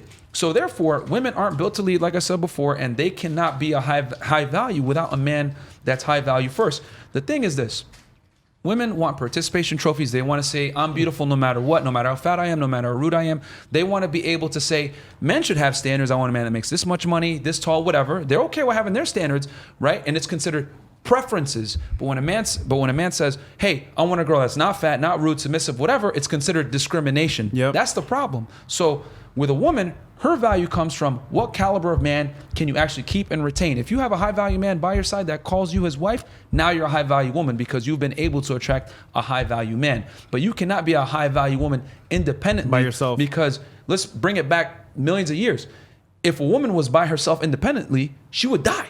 She would not be able to kill a woolly mammoth or be able to hunt or gather, none of that stuff. She needed a man for provisioning security, because when she gets pregnant, she's vulnerable. She's done. So it's only in modern day times where women can arbitrarily call themselves, I'm high value because I make $100,000 a year. No, you're using masculine standards on yourself as a woman. That's like me sitting around saying like, well, I could walk really good in heels. You know what I'm saying? I could get my hair really nice and long and look beautiful in makeup. Like, no, you look at me like I'm a clown, right? Because I'm using feminine standards to rationalize my value. And that's what women have done. They've basically said, well, I want to play by the male rules when it suits me, but I want to play by the female rules when it suits me too. In other words, I need you to respect me as a strong, independent woman, but I also want you to hold the door for me, be a breadwinner, and be a leader, and more importantly, protect my ass if someone breaks into the house. But then if you tell her, make me a sandwich, or I need you to be feminine and submissive, fuck you fucking misogynist. Fuck out of here. If you ain't gonna suck my dick, I ain't protecting you. But that's the problem. When a man has standards, it's considered misogynistic. I could see so many people really taking issue with the no such thing as a high value woman thing, but it is really hard to think of examples of women who are like really truly rich, famous, doing their thing, and that they haven't at some point found a guy to be their other half in this whole operation. And a lot of the girls that I see who do end up making, millions of dollars off OnlyFans or whatever, I have the conversations behind the scenes, and I know that their priority quite often is finding a guy to be the counterpart to whatever they've built. Because at a certain point for them, it's like once they could just fuck a million guys or whatever, it's just kind of same thing with a dude. Once they get to that point, they sort of like lose any kind of like reason to keep doing that, Yeah, it's just like, it's just that we're comfortable like holding men to standards, but we're not comfortable holding women to standards because it's politically incorrect to hold women accountable or to tell them like, you're a loser. You know what I'm saying? It's okay to call a man a loser, but it's not okay to call a woman a loser. So I look at it like a high value woman is not as abundant just like a high value man isn't. A high value man is in the top 5-10% of men. So a high value woman is also going to be in the top 5-10% of men. It's of women. It's a mirror image. It's just that we don't want to tell women that they failed. If a woman is fat, rude, obnoxious, or crass, we have social conventions out there to make her feel better for it. If she's fat, love your curves, girl. It's okay. If she's bitchy, rude, and annoying, it's okay, girl. They can't handle you. You're strong and independent. You know what I'm saying? Or if she's annoying, whatever it is, they're just insecure, small dick energy. But if a man's a loser, a lame or fat, whatever, society punishes him for that. He don't get sex. He gets made fun of. It is what it is. Men have to live in a fact-based reality. We don't get the benefit of living in a Disney fairy tale and being accepted for how we are. We have to perform. And whereas women don't have to perform, and they're still coddled and told it's okay. So if I say something like, you're not a 10 or you're not a high value woman, they look at me like I'm crazy. It's like, no. I'm just putting standards on you. Welcome to reality like the rest of us. Yeah, actually, our show is probably the first time a lot of these girls ever been held accountable or been told, hey, you're not as good as you are. And for them, it's like, how dare you? But at the same time, it's like, yo, we're keeping it real 100. And your boyfriend or your guy who wants to smash you is never gonna tell you this because they want to smash you. So they're always gonna lie to you, tell you, oh no, you're beautiful, whatever. When bitch, you need a bro. That's shave. That's like the girl that I was sitting next to, and I know she got tired of me. But I'm like, the one with the dilated eyes. What was no, that? no, not her. Okay. Not her. It's the other one. The Canadian. I need to know why. The Canadian. Yeah. She don't. Yeah, you were roasting her, bro. Yes, bro. Tell them about what she doesn't do for her boyfriend, bro. Oh, because she okay. So for people, if you ain't seen it, she's a pretty girl. Yeah. She's like, yeah, I've been with my guy for a year. We don't have sex, and I'm like, What? Yeah, he's. Yo, 80 was roasting her. Bro, It was I'm like, hilarious. he's You know, in this bitch. Speaking of high value men, right? Do know? Yeah, bro. But she was sitting there basically just saying like, he does this, he does these things for me, and I'm like, either the nigga is gay or he's just, you feel me? It's something. Or I even said on the show, I said, you need to run. He might kill you. Like, it's something wrong with this guy because no man with fucking value is going to sit and wait around in this time that we live in for one individual woman for a whole fucking year and don't get nothing. And you're not a virgin? Bro, I had to ask her in the elevator, yo, real talk, don't lie to me. Is that true? She's like, yes. I'm like, yo, are you giving him a blowjob at least? Yeah, I give him a blowjob. I'm like, it's still trash, even then, it's not even enough, bro. Why is she not trying to have sex though? Bro, celibacy. She said she has some experiences and she wants to wait till she gets married. I'm like, bruh.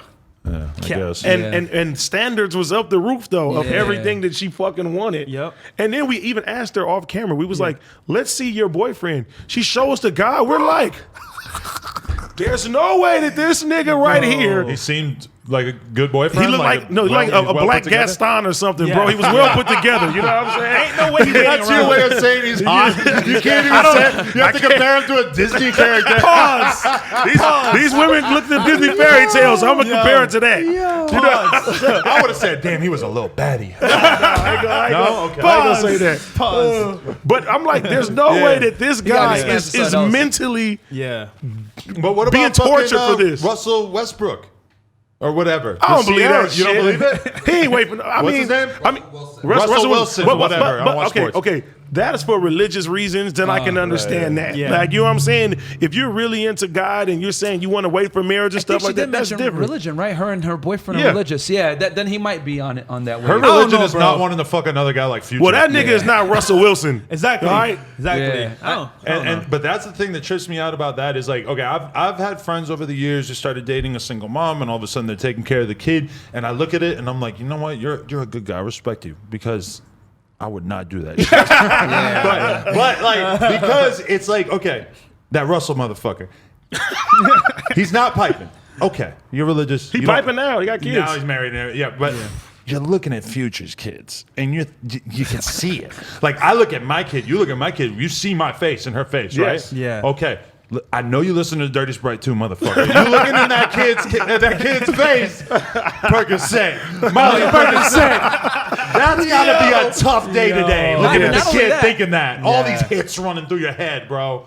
I'll say this: we use Future's line from Low Life on our intro. You know, if she catch me cheating, I'll never tell her sorry. So I 'Cause- noticed. I'm like, these guys are real toxic You right know what I'm now. saying? Because I fuck with Future, bro. I agree with Yeah. everything he does. Like, if these chicks don't want to smash, she be kicking them out. That's what I be doing too. Like, I like, yo, you ain't trying to smash. Get the fuck out of here. I'm on that wave too. But the biggest thing is, we tell guys on a podcast all the time, yo, don't pay full price for something that's been used, bro. And I know that's that's gonna sound horrible, whatever. But like, you know, and the biggest thing is like, whatever. If you want to deal with a chick, that's one thing. But like, to raise another man's kids, bro, Trust that's me. tough. I did it, That's bro. tough. I can guarantee you, bro. If you're a single guy out here trying to make it, that's the worst thing you can do. Dude, like, cause I'm not saying that she's a bad person or her kid is bad. I'm just saying, like, if you want to be successful, you want to move forward in life, taking care of another man's kids while he's partying, getting lit, and you're dealing with that shit, bro. It's not fair. That's the biggest one, is raising And another man's kids. For I think. me, like when I look at, like, now I'm in a relationship. Now I make sure that I'm home by 7, 8 p.m. so I could chill with her, sit on the couch, talk about our day. All these things. Yeah. That's me living a more balanced life. That also puts me at a disadvantage. When you're young and you're really grinding, you should be on your fucking laptop or working or doing whatever it is you have to do until fucking midnight before you go to sleep. You should be actually grinding every fucking part of the Networking, day. doing you, everything. You haven't earned your leisure time yet. Yeah. When I'm sitting on the couch watching the fucking Handmaid's Tale, that's which I haven't actually seen yet, but I watched Boogie Nights Saturday. I never used to watch movies coming up because I was way too focused on the grind. Now I'm gonna chill out and watch a movie from time to time. I earned that, but you don't get movie time early on. You should never see a movie your whole life until And you I'll make say it. this too, from like being a dad. Like, one thing I've noticed, I'm not a father, but what I've seen fathers do is, like, when you have your own children, you'll do certain things and you'll work a certain level with a certain level of tenacity that can't be replicated, because there's nothing like having children at home that you're providing for that will provide even more coal to that furnace for you to work even harder. And then, bro, too, going back to what you said of being single, dealing with a single woman, Single mom. bro. Carl Thomas said it best. If you ever go back to the I wish I never met her, you know what I'm saying? At the end of that fucking song, she chose to stay for the kids. So you spend all your time and your fucking money sitting there chasing that, and she then went back with the goddamn baby daddy. Thanks. Bro, okay, I never said this on air before. This is probably an exclusive here. But a big reason why also I knew I had to get out is because I would see her text between her and the baby daddy. And he'd be like, yo, I miss my family. I want y'all back. And I could tell she was like, yeah, I love the guy I'm with now, but it's like, damn, that's my family. And I could see, listen, you know what? I kind of want to go back. I said, you know what? Go back. You never told me that, bro. I know. I'm just saying. It's an exclusive, but I'm just saying.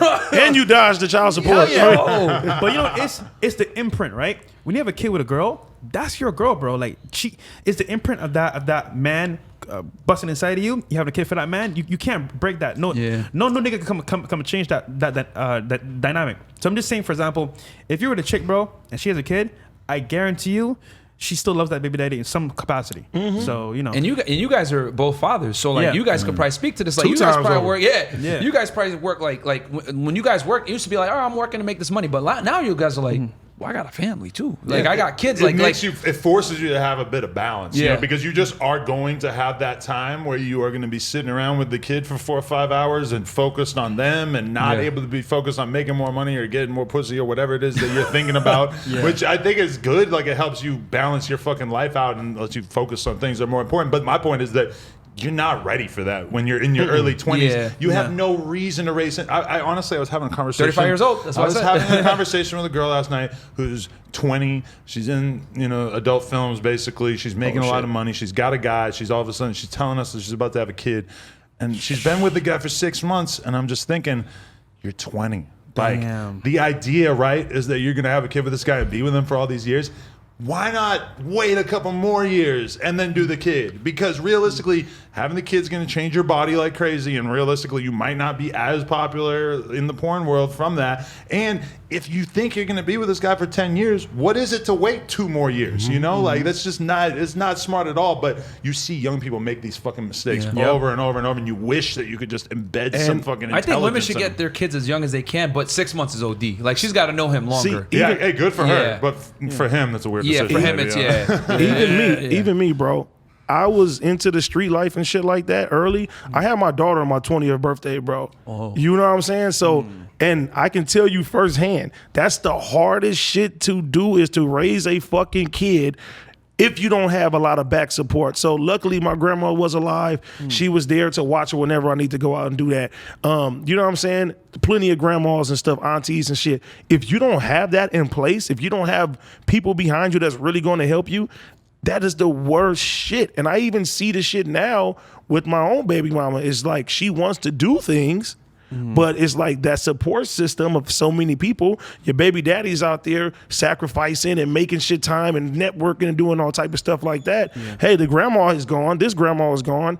You can't really do what you really want to do. So you guys should really wait and figure shit out before you even decide on having a child. As a man, especially. We asked a bunch of millionaires this question: what's one thing young guys should avoid, to make it and be successful? They said relationships, especially kids. So yeah, honestly, focus on, like, that's one thing. If I could go back to my 21-year-old self and give him some advice, I would tell him, beat off a lot. Don't worry about going to the bar. Don't worry about trying to get some ass. Don't worry about trying to prove yourself through getting a bunch of girls. Focus on building up your wallet, your business, your identity. I like that you focus on fitness, because that's something that throughout my life I've kind of always had a hard time. I wish I had a fucking six-pack in my 20s. God, I would have been out there slanging. It kept me from a lot of trouble, bro. I was a D1 athlete in college, and then I went into bodybuilding in my 20s. Trying to be aesthetic. But it kept me away from a lot of stuff. Like I've never done a drug in my life. I've always been pretty rarely drink. So it kept me away from bad things. But I like that you guys aren't crazy about drinking, because AD thinks that drinking is like the solution to all of life's problems. Wait. he didn't even take a shot. but It's fun though when he's drunk though. But When I see, go around him at the club, I know he's gonna make me. But take a shot. this is the thing that people don't understand. When I go home, I have bottles everywhere. I don't touch them motherfuckers. I use drinking as a networking tool. There you go. To get down and fuck with people and shit too. Because It's people, you and OT in an Airbnb taking 30 shots together is not a networking tool. No, listen. And that's what I imagine your life is like. Wait a minute. I go to the clubs, right? I'm in the clubs that all these people are in. What do people do when they go to the clubs? They drink alcohol. How are people when they're off of alcohol? They're more susceptible to be cool with you, give their number out, and feel like they have a brotherly thing. Exactly. So I use that to my advantage when I do business and shit. If I want a song with somebody, guess what? Hey, take a drink with me, bro. And now we're sitting there telling stories, and it's not, okay, damn, this is somebody that's cool with me, and this is somebody that I could trust. So like you said, it's all about the perception of the shit. I don't do it to just do it. Yeah. I come here. I don't have to fucking drink anything, but I know business-wise that shit is good. And it's funny. I met a multimillionaire. Shout out to him, Andrew Tate, and Shout out to he would Andrew. always smoke cigars. Right? I was like, bro, why are you smoking cigars? Like you're athlete, you're successful. Like why are you doing this? He's like, networking. The people I've met in a room smoking cigars are billionaires, and because of that networking connection by smoking cigars, I now have a deal that's over. It's a lot of money. So basically using that as a networking tool is very powerful. And drinking as well, like I see now why I may need to start drinking socially in that setting, because it's like if I'm there and I don't drink, it's like, why is this nigga not drinking? It's kind of weird. And that's why you did it too. Yeah, exactly. Because you were around different people Yeah. of that. And it's crazy too, because I took him to places that he's never been to in his own city. And he met. This dude goes everywhere. Yeah. And he met a different type of caliber of people that he can sit there. Nah. AD only does fly shit. Do know I tell you. He only does gang shit. Nah. Hey, if you ever watch my story, you ever see where I go to nice restaurants. I go to nice nightclubs and shit like that, and I run into motherfuckers because I like to do the same thing that these motherfuckers like to do. Yep. And guess what? The clubs wouldn't even exist if people didn't want to drink alcohol when they was fucking there. But okay, I think it was Chris Rock who I heard doing a bit one time where he was talking about how he'll do exactly the amount of drugs he needs to do to fit in. Yeah. Meaning, if he hung out with some girls, and obviously he's talking about his younger stuff, he hangs out with some girls, they're doing some coke, all right, he gonna do his little bump just to not seem like he's a fucking cop. From my perspective, when I imagine going to the club with you on Saturday, I'm imagining myself taking like 2 shots and maybe having like a mixed drink in my hand just so I could like fit in, because I'm just not a person who wants to get drunk. Yeah. But then at the same time, like, I'll be honest with you, I had a good time at that wedding yesterday. By the end of the night, when everybody was dancing and I hadn't been drinking, but everybody else was, and everybody else is fucked up dancing all crazy and stuff, it was starting to hit me like, me not drinking is really like kind of separating me from being able to be on the level that everybody else here is at. You know? And two, if you really think about it, right, this is a rap-centered platform, correct, right? What do all rappers fucking love? They love weed and they love alcohol. Yep. When they get into business, Yep. you see rappers come out with their own alcohol. You see people like Diddy who has Ciroc and stuff like that. Or cannabis. Cannabis. Taking advantage of people like you No, not who taking advantage. overuse the product. You can say that. You can say that. But if you think about it, Diddy is not going to send a person he knows that not drinks a big old bottle of Ciroc or anything, or even want them to promote that motherfucker at the end of the day. Drinking brings people socially together and shit. And as long as you don't over fucking do that shit, that's the best network until it loosens you up. Yep. And even now, like when I first started doing podcasts, I used to drink because I felt like, oh, that's where my personality comes out and stuff like that. Now I don't have to fucking do this shit now, and it's because it's becoming second nature to a nigga. Even though that I'm not the fucking best yet and I'm still getting better at this shit, I don't feel the need every Wednesday to go stop at the fucking supermarket and go get a fucking I go get a fucking bottle now. Yeah. But And for the record, I don't think that doing like a little bit of coke is actually as good an idea as that. Because reality is, if you do a little bit of coke and you're not used to doing coke, you're gonna have a crazy 20 minutes and then and realistically, if you're a normal human being, you're just gonna keep doing coke. Like that's what almost it's addictive for a reason. Like I'm not even gonna try that shit, bro. I wouldn't recommend it. And you're going to Your get dick ain't gonna work condemned. right. Yeah. And you're going to get condemned. So when you're in these social settings and 5 people are not doing something and you're not the one doing that shit, they're like, he's not our friend. Like, fuck him and shit like that. Now, this circle is going to continue to move. And I seen my nigga Walter, aka Fresh, I seen him come to the club with us. You see the bottles coming out. Everybody is sitting there drinking. They're turned up. They're having a good ass time. Women are all around. They're dancing. They're doing this and doing that. And he's just sitting there like, you know what they did? Give me one shot now and stuff like that. Yeah. And what that did, everybody around us is like, Walter, let's go. And now niggas is like, hey, the next day, hey man, where's Walter at? Man, call him up. Where's Fresh?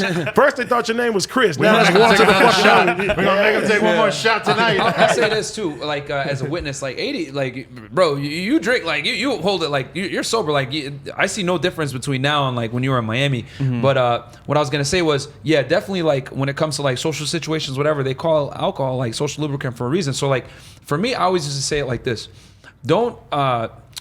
don't make the occasion to drink for the occasion. And like what I would do is like, I'll still go out, like I could socially drink whatever. I just wouldn't get too plastered and like I'm gonna go out with y'all on Wednesday. I ain't gonna be no buzzkill, So for me, I just like make it worth it. You know what I'm saying? Which obviously I'd rather drink with you guys in your city, hang out and see what's going on versus like doing it in Miami because I already know the bimbos over there and all that other stuff. So it's very important because like you were saying, if you don't, people are gonna look at you like, this nigga weird, but like what's wrong with you? Even on a date, imagine you go to a bar with a chick and you don't drink. She's like, Were you trying to get me You trying wasted? to grate me? Yeah, for sure. Like, oh hell no! So it's all about social setting. I would say it's also about One intentional, beer ain't gonna kill you. intentional impact. And the other thing, if you won't take one drink, it's kind of like I've had this conversation with people from one of my friends from England, and we were talking about one of our buddies out here who doesn't drink at all. Yeah. And he goes, I just really don't know if I can trust him. Yeah, people feel like that. What does he think is going to happen?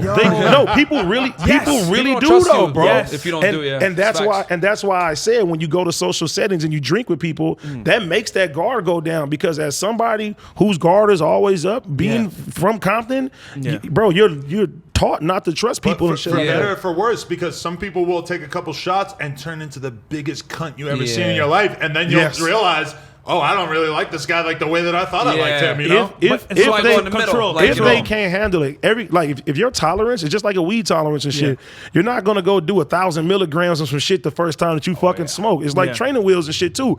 I've drank enough to where I know what I can be controlled at, and as long as I don't cross that path, it's not gonna fuck me up business wise. It's not gonna fuck me up dating. It's not gonna do anything else. I don't know about health though, but Bro, you the I same could be dude, bro. fucking- Like we're chilling in the studio. You were drinking this shit like the same dudes now. So it's like you just hold don't it get good. him high because You you hold turn it No, good. I turned into a potato. He holds his liquor. I'll tell you that. He holds his liquor well, man. I This can't guy get high. Oh, I can't man. hold the weed. I'm a fucking potato, He will bro. be on that couch, passed out for 2 hours.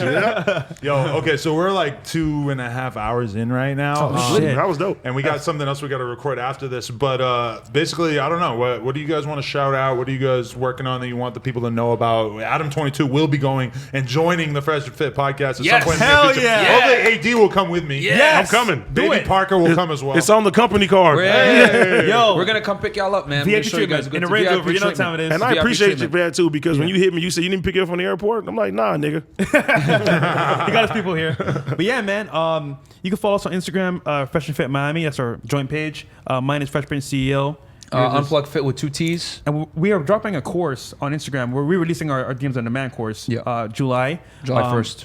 And then we also got- Patreon.com/FreshFit, man. Yeah, That's Patreon. where they get the most stuff. Like we put out all the, like when I do the kickouts of like the girls or who, Behind the one scenes. individual, we do we record everything for safety reasons, obviously, and legal reasons, but also we put it on Patreon so people can see like the craziness behind, like as you guys see, we had a bunch of ratchet chicks, whatever. So you can get it there. And then we also do a weekly Zoom call where we talk about real estate investing, making money, dating. girls, dating, fitness, all And we that also other stuff. answer every single question that all our patrons, they ask questions like, hey, bro, why did my girl cheat on me? Why did this happen? We answer it with a video response. And then all the episodes that we can't put on YouTube, we put on Patreon as well. Yeah. So patreon.com/freshfit where they could find us. And then, yeah, man, we help guys with general male self-improvement, with everything, fitness, finances, and girls. Yeah. And we need you on the podcast. We need both of y'all on the podcast. We need you guys. With some Let's girls, go. We're bro. coming Yeah. back. With We're some coming girls. back. Yeah, man. That'll be lit. East Coast, West Coast combination with the 2 best podcasts on the best coast, man. Hell yeah. I grew up in New Hampshire, so I consider myself an East Coast boy. Connecticut, man. Yeah, Connecticut. yeah. Oh, for real? I grew up in Connecticut. Oh, okay. Yeah, Interesting. man. College okay. in Boston, man. New England. Shout out to New Nice. There we England. go. Shout out New England. Shout and out the tri-state. Shout out Barbados.